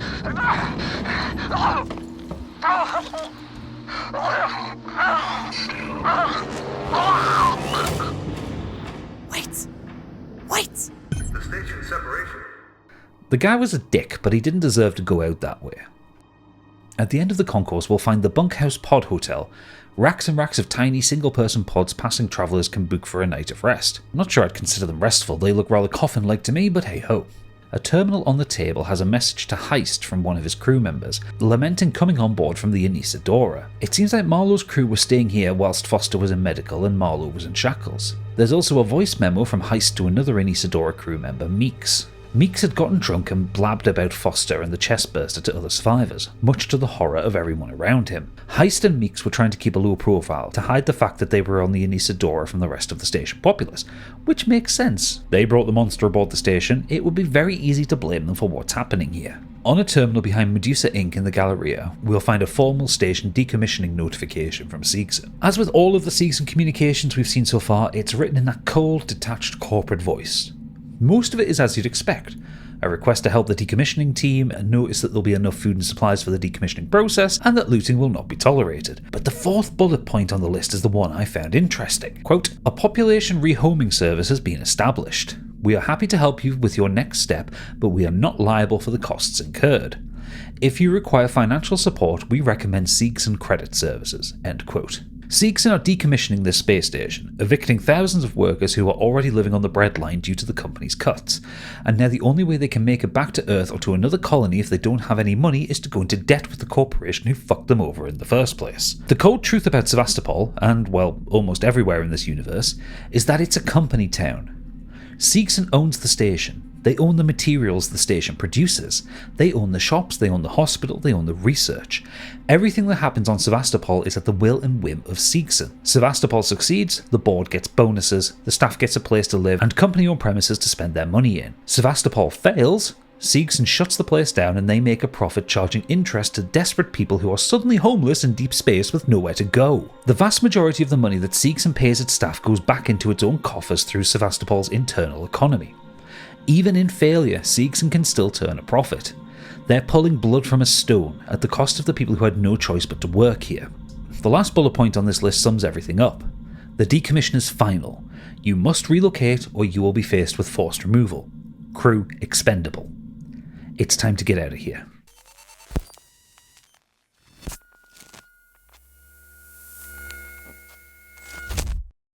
We reach the Marshall Bureau and, well, they're all dead. All of them. Everybody's dead, Dave. What's Selby? They're all dead. Everybody's dead, Dave. Peterson isn't, is he? Everybody is dead, Dave. Not Chen. Gordon, Bennett, yes, Chen, everybody. Everybody's dead, Dave. The Working Joes killed Waits and all of the survivors who were camped out in here. Notably, Samuels, Taylor and Marlowe aren't here. Only Ricardo is here to greet us, albeit in shock. Samuels was sent by Waits to check out Apollo and see if he could talk to it, so that's where we need to go. We need to find Samuels and find out what's going on whilst dodging Working Joes and trying not to get our heads smashed in against a wall.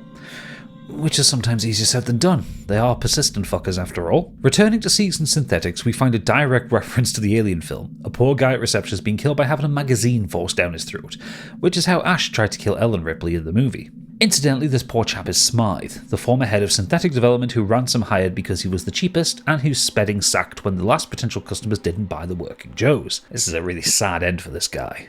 Ricardo lets us know that the Working Joes are on full security alert, owing to a Weyland-Yutani synthetic poking about upstairs. Samuels. Of course, because this space station is falling to bits, the only way to the top floor of Seegson Synthetics is to climb. Not a ladder, but an elevator shaft. I hope you're okay with heights. Before we head up there, the terminal at reception has part 2 of Julia Jones's reporting on Sevastopol, which is good because I thought I'd missed it. This part of the report talks about Seegson's frail origins and that their fast follower business model gave them a reputation for producing low-cost alternatives to Weyland-Yutani FTL technology. She then goes on to detail that Seegson's current business model of investing in deep space colonies and space stations, then filling them with Seegson-affiliated business, hasn't worked. The economic model isn't flourishing. She notes that the Working Joes are just sat in boxes, unsold. There's machines in the research labs that haven't even been unpacked, let alone used. Her last line is scathing. Quote, "Sevastopol is a ghost town, and nobody cares." End quote.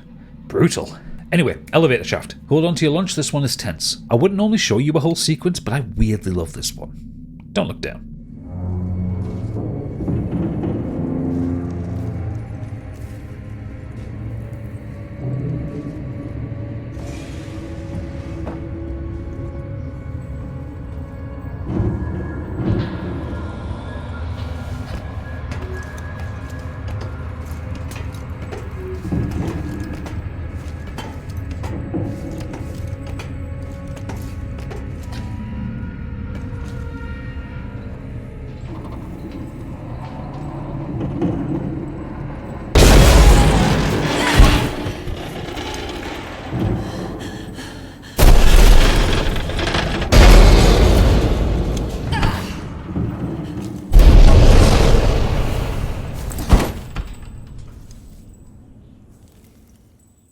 Shit is kicked off in a bad way in synthetics. As we exit the elevator shaft, we're greeted by eviscerated corpses of working Joes. Do androids leave corpses? It's not important. I think Philip K. Dick wrote a book about it at some point, read that. This is likely Samuels' handwork as he's made his way through the facility. The alien was never interested in these things, and there's far more damage to them than any human could do. What is especially disconcerting is working through this very quiet, very sedate area that is littered with static fucking androids. I've seen enough horror movies to know one of these fuckers is going to start moving at some point. They're just standing there, deactivated, impassive, watching. On a terminal, there's a voice note from Ransom. At some point in the recent past, he was rudely awoken up by a working Joe attacking him in his apartment. I don't blame him for being shaken up, these things are awful, but it goes a long way to proving that working Joes and Apollo have probably never been that safe to be around. Seegson cutting corners and developing these androids on the cheap appears to have made them untrustworthy. Speaking of untrustworthy, all it takes is me activating one switch and oh there it is, they're waking up. Bastards! Hate these bloody things. How does it still scare the crap out of me when I'm expecting it? Once we're away from that particular horror show, we catch up to Samuels, who's arguing with the working Joe about getting access to Apollo. The working Joe tries to lay hands on Samuels and, well, he fucks that Joe right up. Weyland-Yutani synths do not fuck around. The next room has a terminal with a note from Ransom to Spedding. This is Ransom's idea of motivating his staff. The last sales opportunity, Ransom is telling Spedding to offer the world to the VIPs. Indulge every vice, laugh at every joke, promise every change they ask for, whether or not it's possible. Ransom is desperate, but we already know that he's really just desperate for his bonus and his payout. He doesn't give a shit about Sevastopol. This area consistently puts the shits up me. This is the showroom for the Working Joe models, and yes, that's 8 Working Joes, all posed to look as human as possible. A note from Spedding on the terminal mentions that they're just display models and they're inert, but we all know that's absolutely not the fucking case. The terminal also mentions the book showroom appointments for the coming week. All 0. Not a single person is interested in the Working Joes. And yes, once you unlock the door, they all start to activate, one at a time. Run. Oh, and you think that bulkhead is going to save you? Oh no. The Working Joes start to punch through the door, smashing their way to get to you. The sound is horrible. There's metallic thudding, bending, scraping and screeching. Thankfully, it looks like someone has been preparing for a war in here. There's ammo, supplies and EMP mines all over the place. Once the Working Joes breach the door, you can set off a fire trap and do massive damage to all 8 of them. And then you need to fight your way through the lines. It's not often that Alien Isolation forces you into a dedicated combat sequence, so when it does happen it can really spike the adrenaline. Minutes of build-up of the sound of the Working Joes trying to tear through a bulkhead door, culminating in seconds of gunfire. It's weirdly cathartic.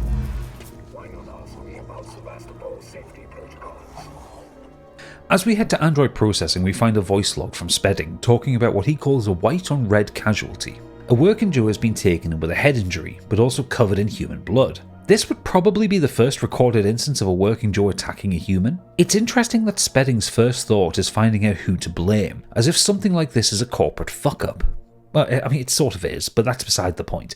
Spedding clearly wants to shift the blame away from his department, when he should be focusing on working out what the problem is in the first place. Walking into the Android repair bay, I'm immediately surprised by these fuckers getting up from their beds. I wouldn't normally show off me fucking up this badly, but I just wanted to show you how quick and easy it is to get overwhelmed by multiple Working Joes.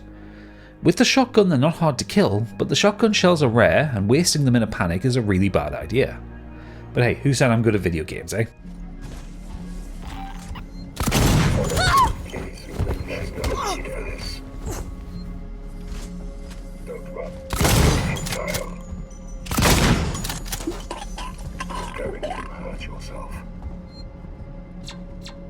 This is an entirely unauthorized alert. Please stop interfering. Protecting our area is compromised.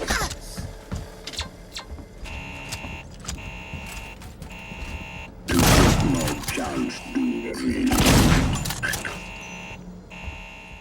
We finally catch up to Samuels in Android orientation, where he's got quite the science experiment set up. Ripley, good to see you alive. Apollo's security perimeter has been built so that only Seegson synthetics can interact with it. Listen to me. I'm going to have to do something rather drastic if I hope to connect with Apollo. I'm going to use the reformat chamber. It's the only option. I've had to divert power from the area to allow me to try. Apollo is set up to only accept interfaces from Seegson synthetics, not humans and definitely not Weyland-Yutani synthetics. Samuels' idea is as dangerous as it is bonkers. He's going to use the reformat bed in Android orientation to essentially flash his firmware and communicate with Apollo. Samuels, that's too dangerous. Yes, far too dangerous. Wish me luck. Samuels, don't!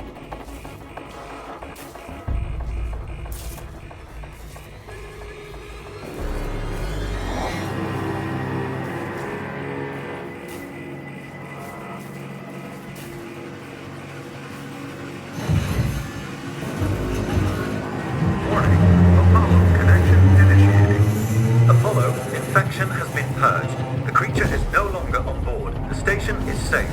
Request that all hazard containment operations are suspended. Alert. Unauthorized connection. Ripley, Apollo's rejecting me. We might be in trouble. Samuels? Apollo, of course, is having none of it, and we need to disconnect his experiment in a specific order. We have to turn off the power based on the colours of the cables coming from the power distributors. That's great for those of us who are colourblind, isn't it? Though you all get to join me in this pain as the emergency lights come on and even Ripley can't see the colours. This is what it's like for me all the time. When Samuels exits the machine, he's damaged, dying.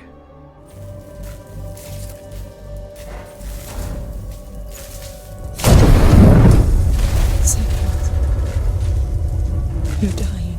You talk like I've had an actual life. I thank you for that. Samuels. The Apollo transit is open.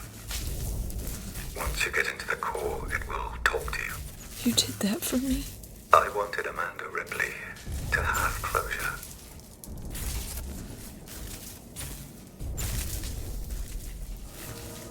But he thanks Ripley for talking to him like a human. He's opened a pathway to Apollo, and then he passes away with one final poignant statement. Let's get to Apollo and get some answers. We deserve them at this point.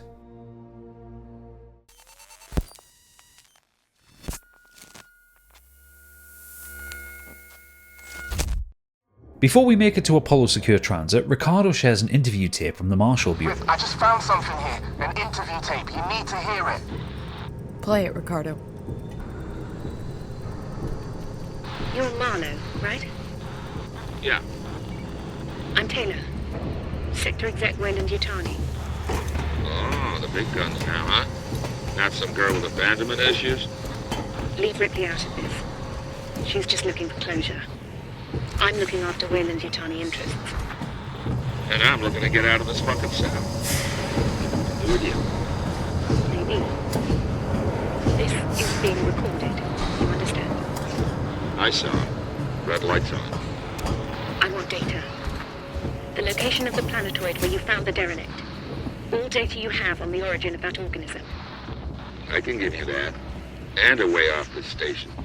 You just have to let me out. I can probably agree to those terms. What the fuck? Taylor! Taylor, get me out of this cell right now! Get me out! Taylor, clearly feeling better, strikes a deal with Marlowe. Regardless of everything going on across the station, all the people have been killed, and the injuries that Taylor herself has sustained just getting there, she's still blinded by her corporate aspirations. She wants information on the derelict, on LV-426, on the creature, anything Marlowe can give her. And in return, she's willing to spring him from his cell. Although she doesn't get to make her choice, it sounds like the Working Joe was attacked while she was talking to Marlowe. Still though, you can't trust a lawyer, especially a corporate lawyer. Ripley is clearly pissed, but there's nothing she can do about this now. Getting to Apollo is more important. Whilst we're waiting for the transit tram, I just want to point out how funny I find the Seegson automated messages, especially around transit. We are extremely sorry for the current disruption in services. The bland artificial voice, the different intonation for the word extremely, indicating that the monitoring service swaps in different adverbs depending on the delays. It's all so mundane, yet does so much to enhance the world building of this decrepit station. As soon as we get into the Apollo facility, we find another voice message from Spedding. As we know from his last voice message, he came to Apollo to find out what's going on with the Joes, and what he finds is pandemonium. The Working Joes have been redirected from their standard duties, causing maintenance requests to go unanswered, whilst Apollo itself is focusing on hazard containment protocols. That's ominous. To get to Apollo, we need to make our way down to the core itself. But that's no walk in the park. This facility is huge, and we need to shut off several protections just to open the door to the room the core is held in. Oh, and one further wrinkle, we can't take our guns with us. Bye bye shotgun, revolver and flamethrower. You were all my favourite children. We find a brief sales document for the Apollo system, which I found interesting. Two of the features of the Apollo AI system it mentions are self-regulation and android maintenance, and security through removal of synthetic self-determination.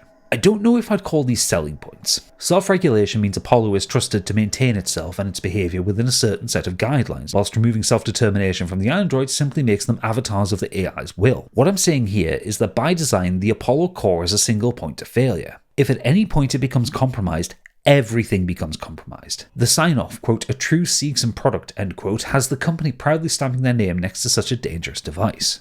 Finding our way down to the core is tough. We have to dodge spinning turbines, tight corridors, leaking coolant, and, to top it off, we're so deep in the core we lose contact with Ricardo.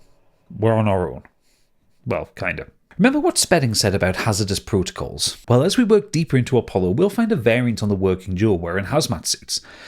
Annoyingly enough, these lads are now tougher, and they're more resistant to fire damage, and I'm fairly sure they can shrug off an EMP mine, although I might be wrong on that. Either way, I hate them. We find another voice note from Ransom, this one filled with wonder and surprise, and I'm going to let it play out in its entirety. Spedding, something crazy just happened. Sevastopol is off the market. We got a buyer. Weeks before they start taking the place apart, and they U-turn. After all those endless presentations and tours, I guess the talks weren't stalled at all. Someone at company headquarters just had to click his fingers.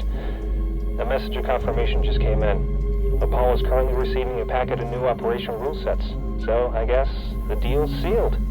Now this is board-level need-to-know stuff until it's announced to shareholders. Quite the promotion, huh?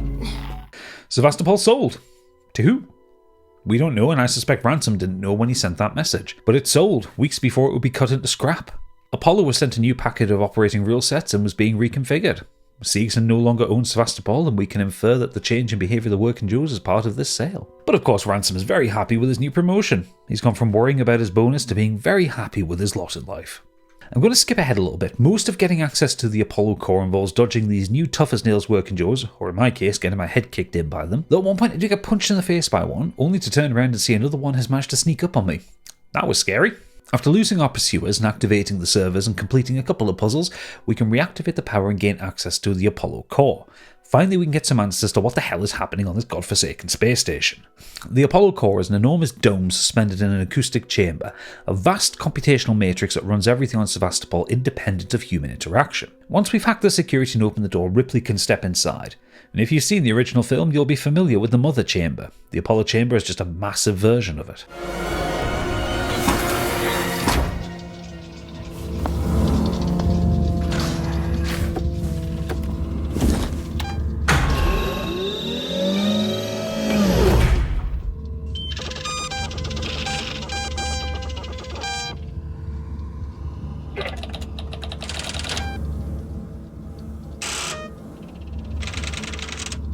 What the hell?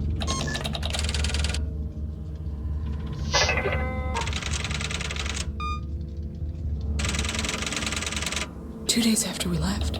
You're kidding me.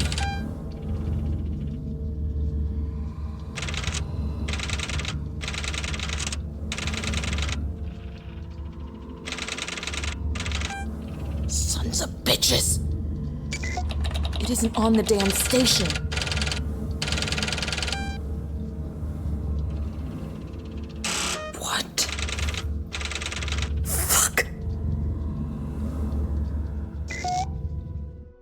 And there it is, the truth. Weyland-Yutani purchased Sevastopol 2 days after the Torrens left for the station. The packet of data the company sent to Sevastopol included a set of instructions to engage Special Order 939, to preserve the specimen, to lock down the station and prevent communications. This is just the Nostromo all over again.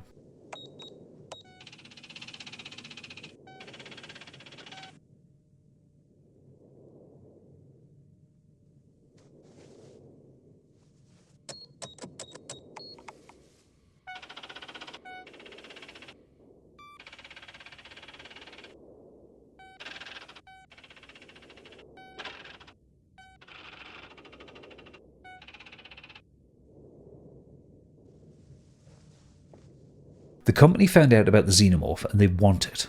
No matter the human cost, they want it. In fact, as the order states, all other concerns are secondary. Human lives are considered secondary concerns to Weyland-Yutani because the Xenomorph presents the possibility of unlimited profit and power. Ripley tries to tell Apollo the creature isn't on the station anymore, but Apollo refuses to rescind the order. It tells her that reactor scans are unverified. What the fuck does that mean? Well, there's only one way to find out. We need to head down to the reactor. Helpfully, the core lifts up, allowing us to head down through maintenance towards the reactor. Though not before the automated station voice calls out, Weyland-Yutani, building better worlds. Way to rub it in. Below the core, we'll find a terminal brimming with information to confirm what we've just learned. The first log is an Apollo interaction log.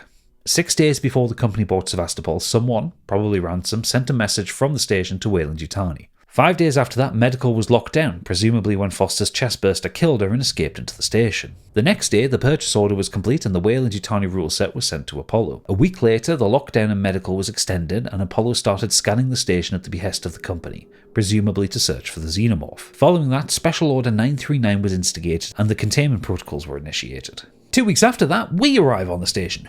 2 weeks. 14 days of the Xenomorph allowed to run rampant around Sevastopol with innocent people trapped on board. Society broke down. People broke. The Xenomorph picked people off, terrorized them, and brutally killed so many innocent souls. All because Weyland-Yutani shut off communications and quarantined the station so they wouldn't lose their precious monster again. The arrivals log for Ripley, Taylor, and Samuels also has a chilling postscript to it. Expendable. We didn't even matter. Even though all three of us worked for Weyland-Yutani, we didn't matter to them at all. The last of Apollo's logs shows that there was a viable threat to the Xenomorph in the Project KG-348 lab, the lab Ripley was in when Waits ejected it from the station. Apollo has been watching us the whole time we've been on board, reporting back to the company. We also find another message on this terminal from Ransom. He sent a message to Spedding essentially saying that when we, the crew of the Torrens, arrive at the station, hand over the flight recorder and don't mention anything about disappearing people. So this was clearly in that 3-week period between the sale happening and the Torrens arriving at KG-348, before the full scale of the terror on board revealed itself. This was purely self-preservation. Ransom expected that Taylor wouldn't know about the buyout, but he didn't want the company to be suspicious of things going wrong on the station and pull out of the sale. Oh, how little he knew. There's so much to take in here, but it slots everything into place. We knew Ransom had been secretly using the Gemini labs to investigate tissue samples from Foster, and presumably as Seegson pushed on with the decommissioning of the station, he reached out to Weyland-Yutani to make a deal. Weyland-Yutani already had their eye on Sevastopol after the news that the Nostromo's flight recorder had been found, so having confirmation that there was also a Xenomorph specimen on board sealed the deal for them. No amount of money was too much to buy the station and make sure they could protect what had the potential to become one of their most valuable investments ever made. Ransom had no idea. He thought he was in control of this deal, that he would make a tidy profit from whatever bonuses or kickbacks he could get from part of the sale. But was any of it worth it given the human cost? All those lives lost to the Xenomorph, to the rioting, to the Colonial Marshals, to Sinclair's Seegson security team, was any of it worth it? Between the failure of the Working Joe's program forcing Seegson executives to desperately find a way to recoup their investment, and Weyland-Yutani instructing Apollo to lock the station down, everyone was doomed. Incompetence and malice kills everyone just the same. Let's head to engineering.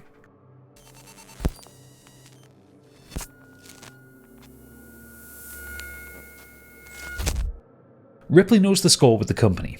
Ricardo suggests that Ripley, as a company employee, tell Apollo to lift the lockdown, but Ripley is under no illusions where she lies in the pecking order. Her, Samuels and Taylor are expendable. The company will never ever give a shit about them. All she can do is push forward.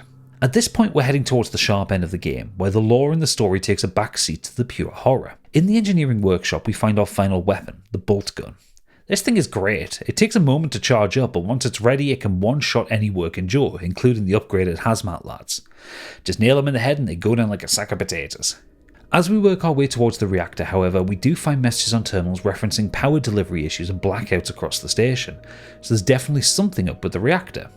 The reactor chamber is gargantuan. It's so big we can't see the edges of it. It is of such a scale that it has a fucking weather system. It's actually raining in there. The whole reactor section is just made of atmosphere. It's genuinely stunning. With a handful of Working Joes turned into recyclable plastic, we make it to the elevator and head down to the reactor proper.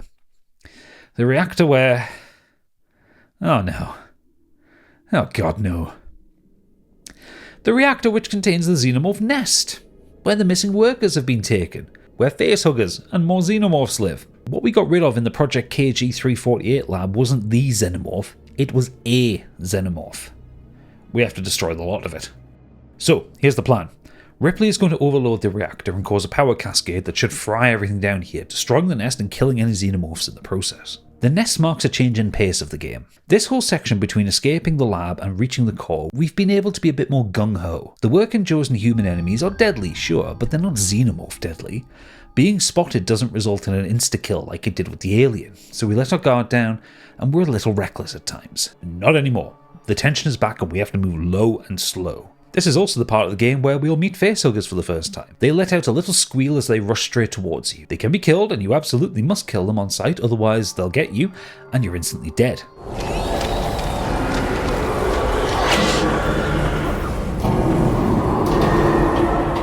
They also lie in wait for Ripley, so the motion tracker doesn't always pick them up until you hear the squeal. Horrible little bastards. Overloading the first core makes enough noise and heat to disturb the nest, and for a brief moment our motion tracker is absolutely riddled with targets.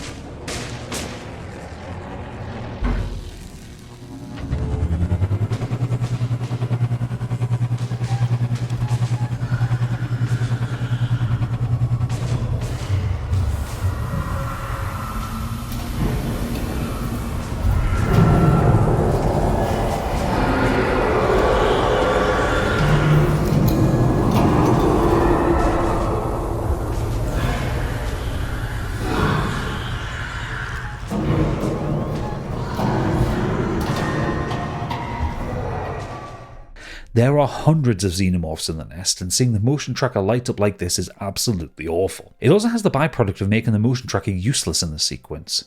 You have to rely on your own senses to get through the tangle of disgusting pipes that make up the nest. And if you thought dealing with one xenomorph was bad, this is where you're going to deal with multiples of them.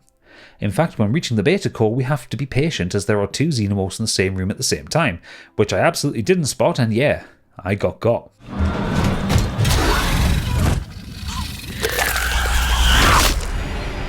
Once the second core is overloaded, the pace changes. Now it's a panicked sprint to escape before the cores blow or every last xenomorph descends on you. I hope you paid attention to the route you took to get here and reloaded your flamethrower. There's no room for stealth. Burn anything that moves and keep on running back to the reactor. Every part of this sequence is peak horror. This is alien isolation at its absolute scariest. The whole sequence itself is quite short if you look at it logically, but in the heat of the moment, with the sound design, the lighting, and the ever-present threat of instant death, I'll defy you to make it through without shitting yourself. Back in the reactor, we have to purge the system under pressure. There are nearly a dozen working Joes around here, all advancing on Ripley in their own menacing way. To purge the reactor, we have to hack several terminals and throw several switches, all of which take time. Time that lets the working Joes get closer and closer. This is one of a handful of moments in the game where spending resources on clearing out the Joes is absolutely worth it. With each bit of progress we make, the sound of the core becomes deafening. The rain drives harder, the lightning in the capacitors gets more intense, this whole sequence is a sensory overload. And once everything is ready to purge, we head to reactor control, disable the safeties and hit the big fuck you button and enjoy the cutscene.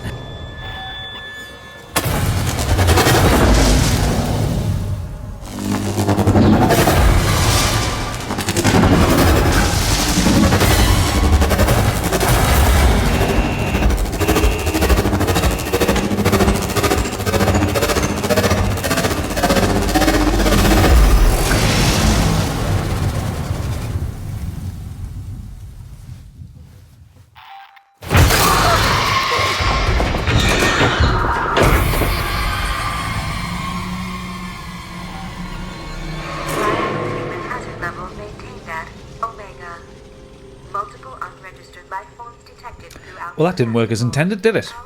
Now we have God knows how many pissed off xenomorphs free around the station. We are fucked.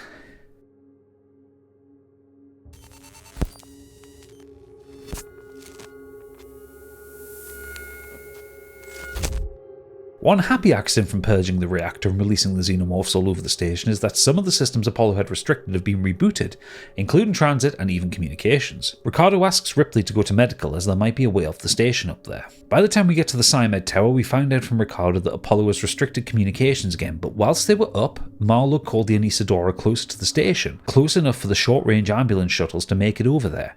This could be our way out of this nightmare. In the few hours since we've been here, medical has gone to hell. Not that it looked like a functioning hospital before, but the bomb and whatever else went down here with the survivors has made this place look worse than before. Fires are burning, there are dead bodies strewn around the place, and our motion tracker is picking up a xenomorph kicking about somewhere. Time to slow down again and creep our way to the ambulance bay. Just as we find the level 3 access tuner upgrade to unlock the shuttle, the xenomorph makes itself known. I really hate that it can sneak up on you at times. One quick blast with a flamethrower and we're out of here.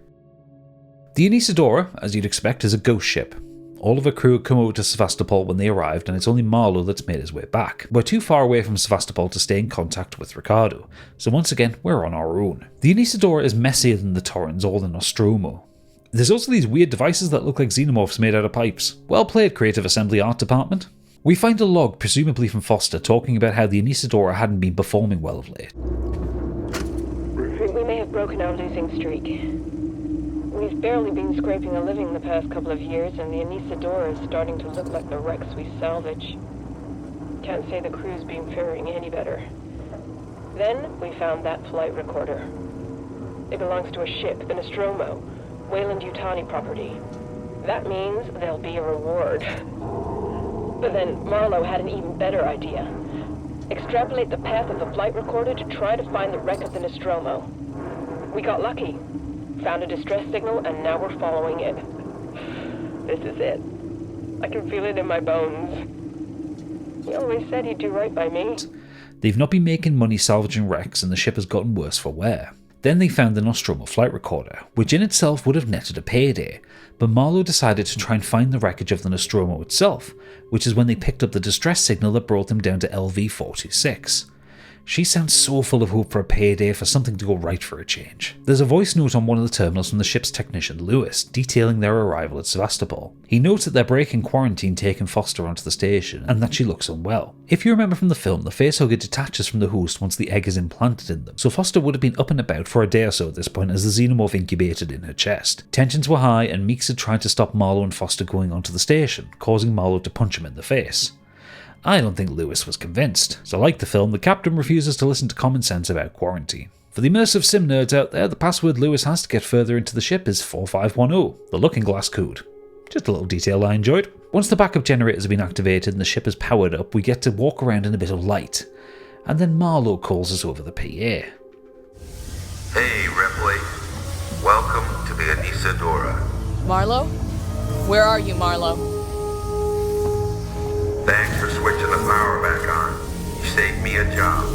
I only needed it offline temporarily. I had some things to fix. Maybe you want to join my crew. Plenty of funny spots. Ripley, Marlowe double-crossed me. He said he'd give me all the data he had on the creature so I could take it to the company, but he... Taylor? Taylor! Marlowe, what are you doing? What no one else seems prepared to do. Come find me, Ripley. I got something for you. Okay, let's break a few things down here because a lot happens during this little exchange. Marlowe has something for Ripley, but he also has Taylor. He'd promised her information on the Xenomorph for her to take back to Weyland-Yutani, but clearly that was a lie. And then out of nowhere, a fucking facehugger appears. Taylor? Now I have a problem with this particular facehugger. This one right here. Because there's nothing in the game to explain why it's here. Facehuggers die when they implant the egg in the host, so the one that latched onto Foster is well and truly dead. So why is this one here? I've seen multiple fan theories abound. Some people suggest it came on the shuttle with Marlowe and Taylor, but I don't buy that. Facehuggers have been shown in all alien media for the last 50 years to be immediate opportunistic hunters. A facehugger is not going to sneak on a shuttle and wait for its moment to attack. They attack on sight. Another theory is that Marlowe took a second facehugger from the derelict as they were evacuating Foster to try and understand what it was without risking hurting her. Again, I don't think this is likely because it would have just attacked him as he opened the egg, and there's nothing any of the crew have said that indicates he took a whole egg with him either. The final theory is that this facehugger is what is known as a royal facehugger, one that's capable of infecting multiple hosts, with the first infection generating a xenomorph that will evolve to become a queen, then subsequent infections creating normal xenomorphs. So it could have infected Foster, then appeared to have died, but ultimately lived to find a new human to infect. Maybe. I'm aware I'm spending far too long rambling about a single enemy that's supposed to act as a scare in a horror game, but goddammit, it doesn't make any sense. I've done so much research onto Xenomorph life cycles, evolutions, and the contradictions and inconsistencies between the films. This matters to me, okay? A log in the room where we find the facehugger confirms that the creature that attacked Foster was found dead on the floor next to her. She said she felt fine, but she was put into hypersleep as a precaution, and the Anesidora made its way to Sevastopol to get her checked out. The Nostromo flight recorder was their bargaining chip if Sevastopol wouldn't allow her on board. This is confirmed by a hail from the station from Waits, stating they can't dock the ship, but they'll allow the crew to land via a shuttle, and that Seegson will be taking a cut of any reward for the flight recorder. Swear to God, this entire universe is so bloody mercenary. Marlowe gives us another monologue as we get closer to him, and I can quite categorically say he's not an antagonist. Marlowe admits his mistake by breaking quarantine rules with Foster. Then he says the only way to fight the Xenomorph is to not engage, to not fight it or allow its existence. Every bit of it needs to be wiped away, and humanity should never be allowed to encounter it. Marlowe's plan is to make sure that Weyland-Yutani never get their hands on any of what happened with the Anesidora or Sevastopol. And can you blame him? He knows what's happened, he knows the terror, he knows what he's lost, what everyone has lost to this. And moreover, he knows Weyland-Yutani. He knows they won't be able to control the creature, they'll try and harness it as a weapon and it'll backfire. He knows what'll happen if the Xenomorph makes it back to Earth or to other colonies. It'll be an extinction event. Humanity cannot fight a creature like the Xenomorph except via total destruction. I say we take off and nuke the entire site from orbit. It's the only way to be sure. As we reach the power core, we find the flight recorder data. Enjoy, I'll talk about it afterwards.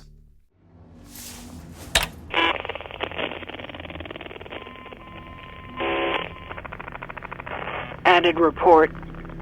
Personal message. This is for my daughter. Hi, Amanda. I'm recording this for you, my sweetheart, and I hope you get to hear it one day. You see, I got into trouble. My ship, there was an accident, sweetheart, and we found an alien creature. It was very dangerous. And the only way we could stop it was to destroy the ship. I'm okay. I'm stuck on this lifeboat, long way out. But we had to destroy the ship. We had to destroy the Nostromo. We just couldn't risk bringing that thing home with us. I needed to protect you. Don't worry. Don't worry about me. I'm sure I'll see you very soon. I love you, sweetheart.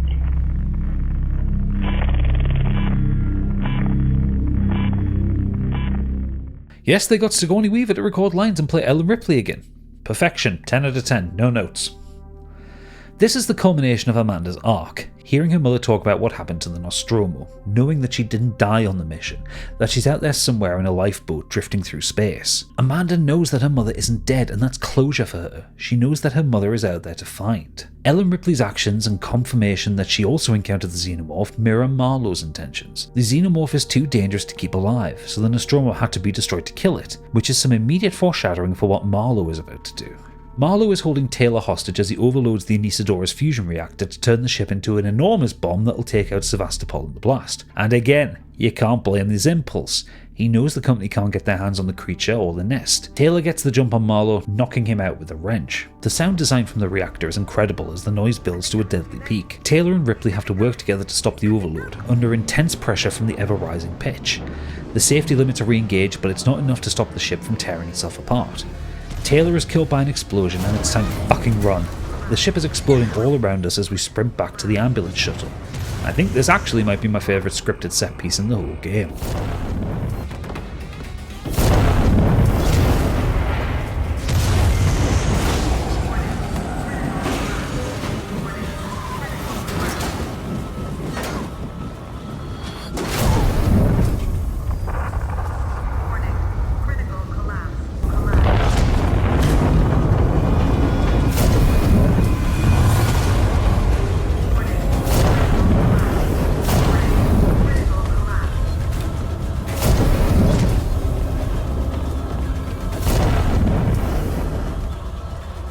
With the Anesidora destroyed, I just want to remind you all that Anesidora in Greek mythology is another name for Pandora.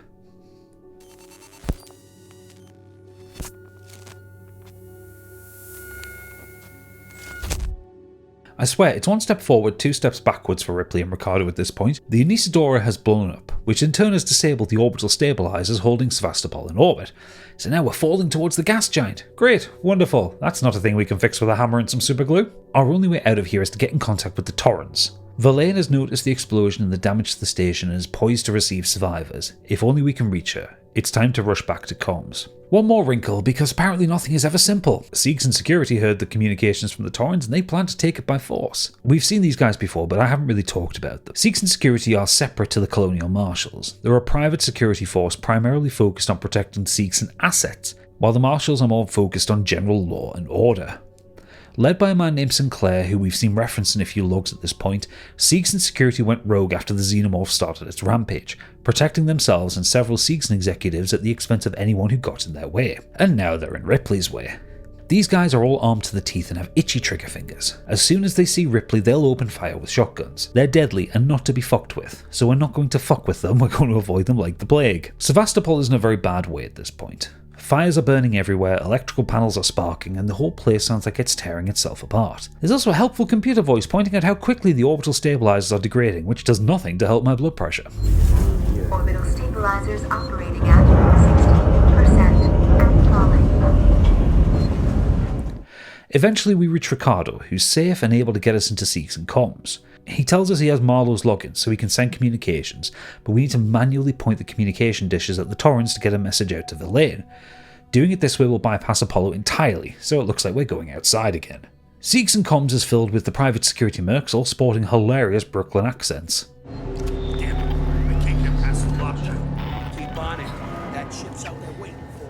They can't get through Apollo to send a message to the Torrens, but we sneak by, use the Space Observatory to find the Torrens, and, for the first time in this game, head out into space without being thrown at high speed against the station bulkhead.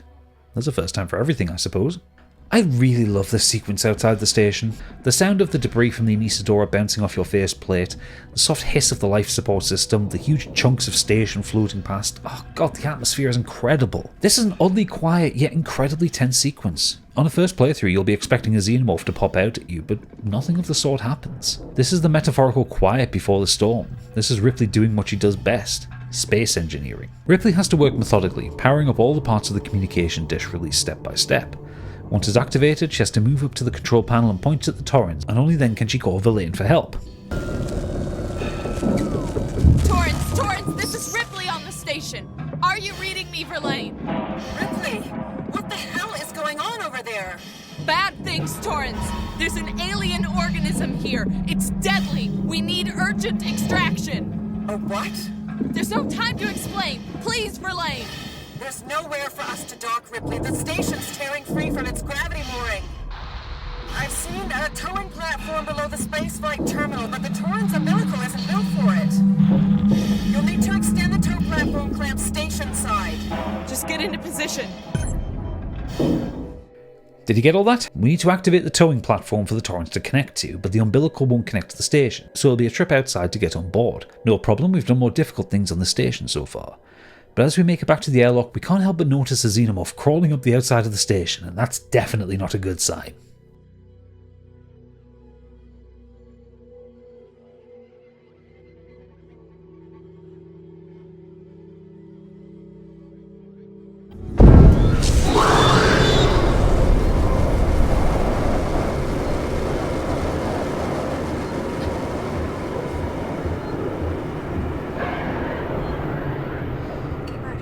Nope, not a good sign at all. At least it sorted out the Seegson security for us. When we get back down to the security checkpoint for comms, we see that sadly Ricardo didn't make it. A facehugger got him. There's something so inhuman about the sight of him like that. Like, we've seen so much death and body horror so far throughout this game, but seeing Ricardo like that always gets to me. It's so much more visceral. Ricardo had our back since the moment we met him, and just like that he's gone. A host for another Xenomorph. Poor guy. We're all alone now. We need to make it back to the spaceflight terminal to extend the towing platform for the Torrens to dock. Prepare for the longest backtrack of your life. One thing worth pointing out as we try to get the tram powered up to make it to the correct spire, we find a log from Sinclair, the leader of the Seegson security guys. This is Sinclair. You guys took too long down there. I had to power down this facility and take the last transit. We can't afford to keep the sanctuary wide open. Just need to see the family. All it'll take is one creature to get in, and all the supplies and weapons we've taken will come to jack shit. What's that? Me and mine are gonna sit this out till the rescue comes. I'm sorry. I'm sorry, but when you never come. Sinclair out. It seems like his group had a split. Some wanted to hail the Torrens and take it by force, but Sinclair wanted to hold down the fort and protect his people, so he closed the door behind the security guys who wanted to take the ship. It's cold, it's detached, it's brutally ruthless. Sinclair really does sound like a piece of work. He's collected weapons and supplies, and he's aware that they'll mean nothing if a Xenomorph breaches the perimeter, but he's also definitely entirely willing to condemn his own men to death, so long as his survival is guaranteed. There's another log in this area from one of the Seegson security officers called Winters. She talks about trying to get into Sinclair's so-called sanctuary as it was being sealed up. I got here when they were sealing the sanctuary.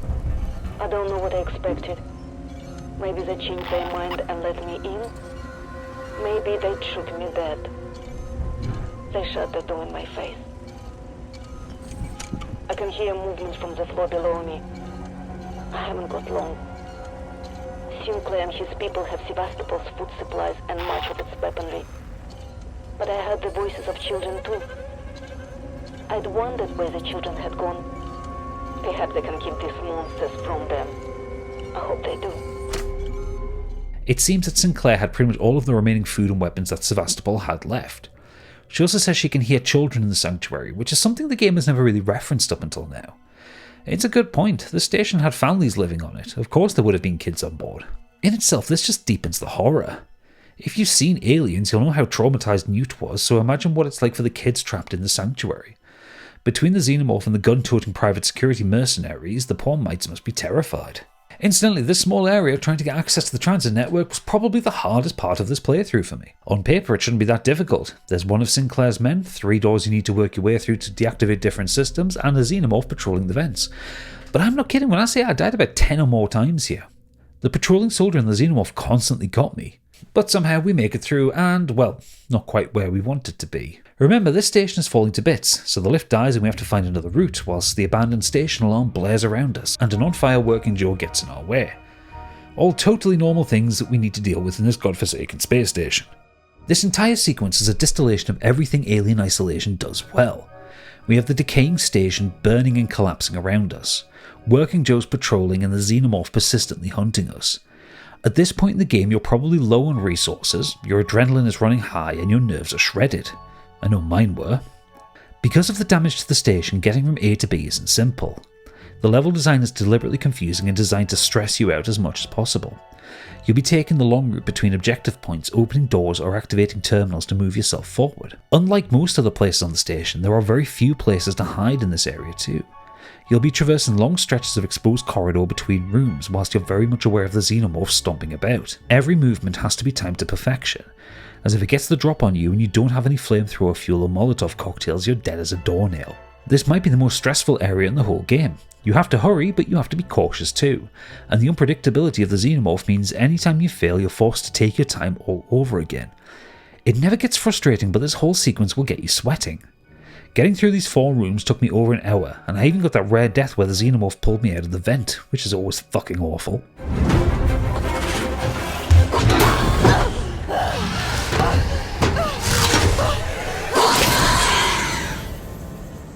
With some determination, some gumption, and a good chunk of luck, we get out of there and make it down to the spaceflight terminal. The terminal looks very different to the first 2 times we were here, mostly because it's on fire. That doesn't matter, we've got a ship to catch. With the docking clamps engaged and the umbilical platform initialised, the Torrens is within our grasp. All Ripley needs to do is avoid some Xenomorphs, suit up and head outside and... oh no.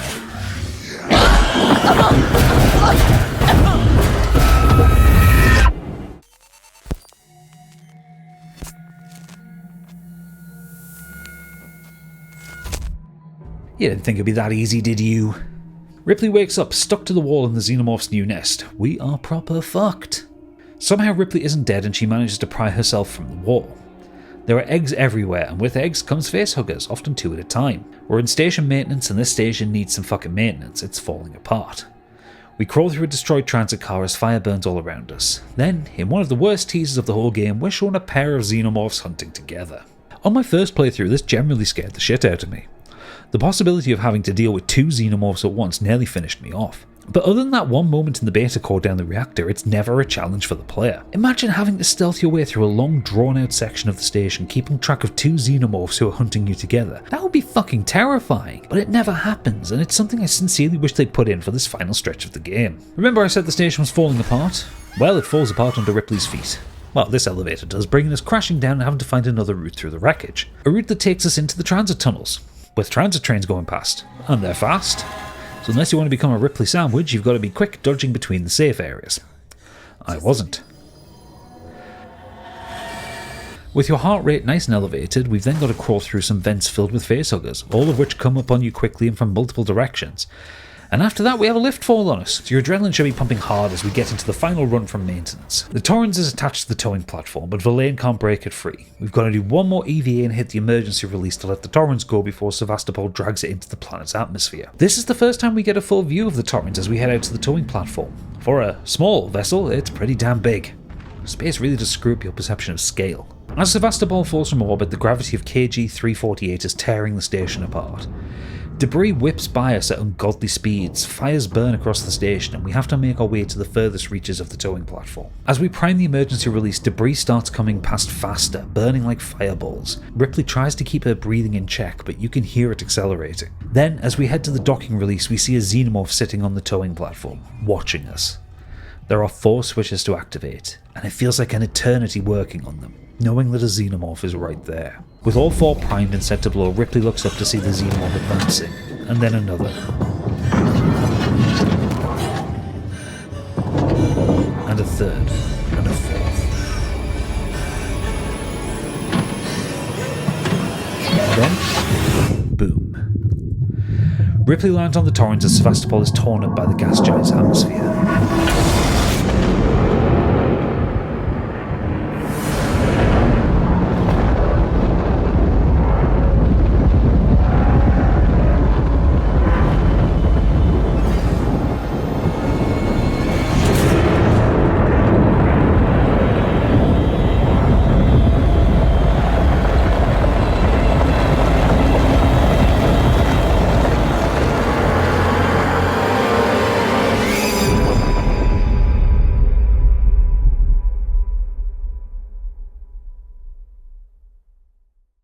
It's over. Amanda is on the Torrens. She's safe. She knows her mother is out there. She can rest. Oh, fuck. One got on the Torrens.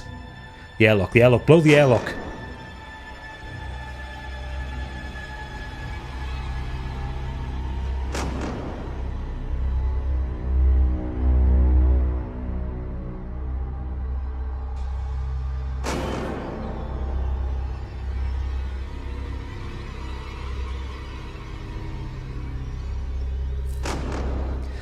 And there she is, floating in space in a most peculiar way. Is that it for Amanda?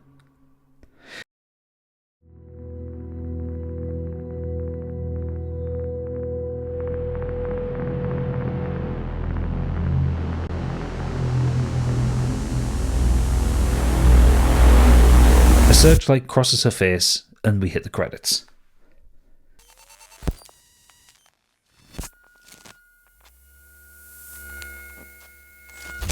Sevastopol is gone.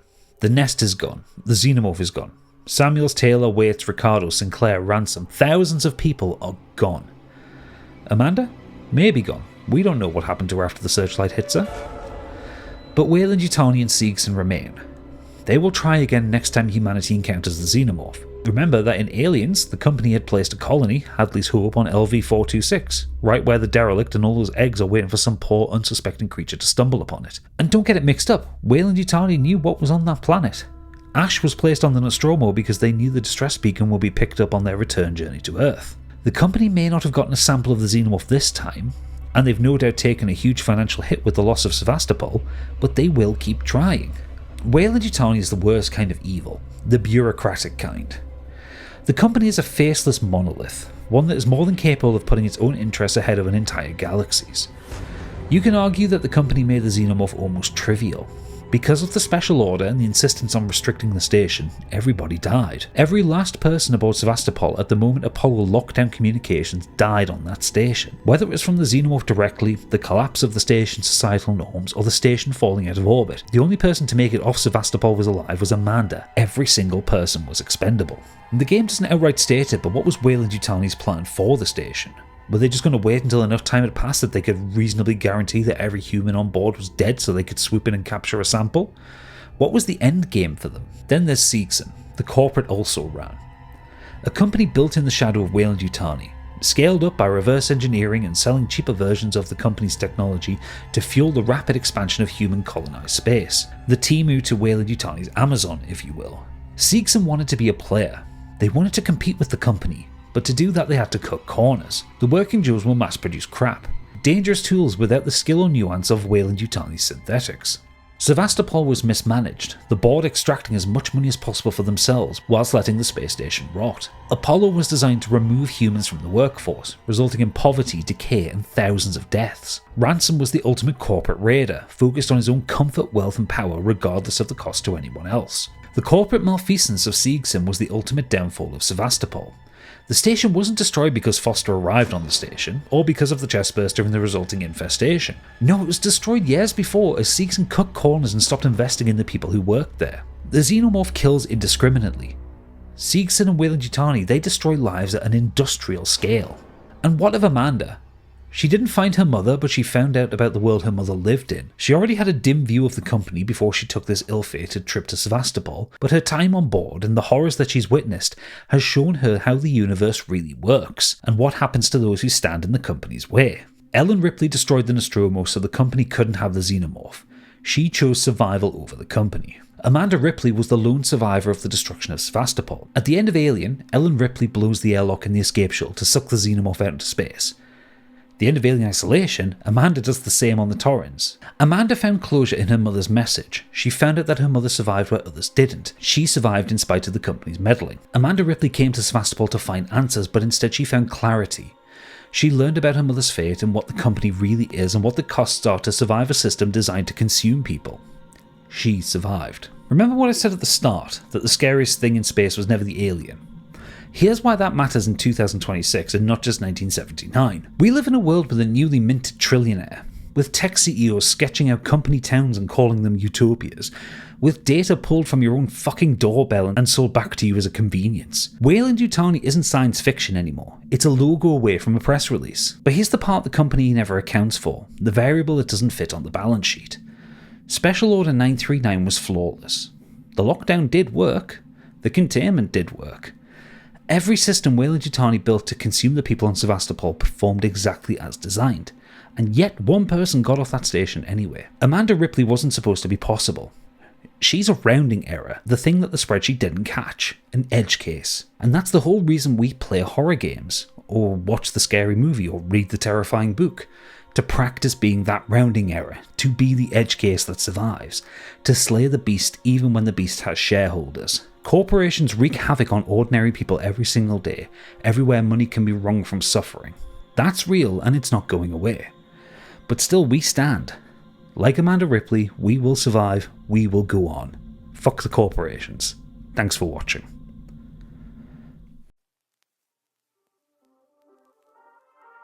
So you've made it to my unscripted end of video ramble. Thank you for watching that one. I really hope you enjoyed it. I love Alien Isolation and I really hope you enjoy it too. And if you haven't played it, go and play it. It's great. It's so scary. If you like what I'm doing, you can support me on Patreon, patreon.com/gadgetongaming. From $2 a month, you can join up and you can support my videos, get early access to them, ad-free viewing, access to my Discord, and if you join at the second level, you can also be one of these lovely people with their name in the credits. Look at them. Oh, they're so shiny. Bet the alien would love to chew on them. I'd put a poll out on Patreon and on my YouTube page to see what people want to do next, and across both polls, people want me to do the Hitman World of Assassination trilogy, so that's going to be my next big video. Expect that in a couple of months' time, and in the meantime I've got a couple of shorter intermissions planned. Next month you'll be getting a video on Zero Parades for Dead Spies, which I've recently finished and is incredible. For now, thank you for watching. If you did enjoy it, please do leave a like, subscribe, do all the YouTube buttony things, they really do help me out, I promise you, and I'll see you on the next one. Bye bye.